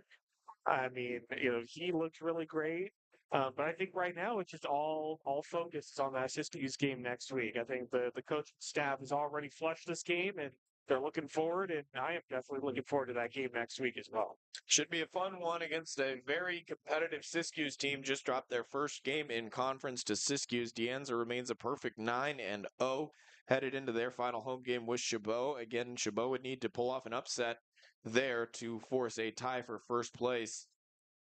Should it come down to that between Deanza and the winner of Siskiyous and College of the Redwoods 1 week. For Gavin back in our studio on ESPN 107.3 and those of you listening on the YouTube live stream, for Liam Warner, I'm Mitchell Manji saying so long from the Redwood Bowl. Your final score, Cabrillo 9, College of the Redwoods 65.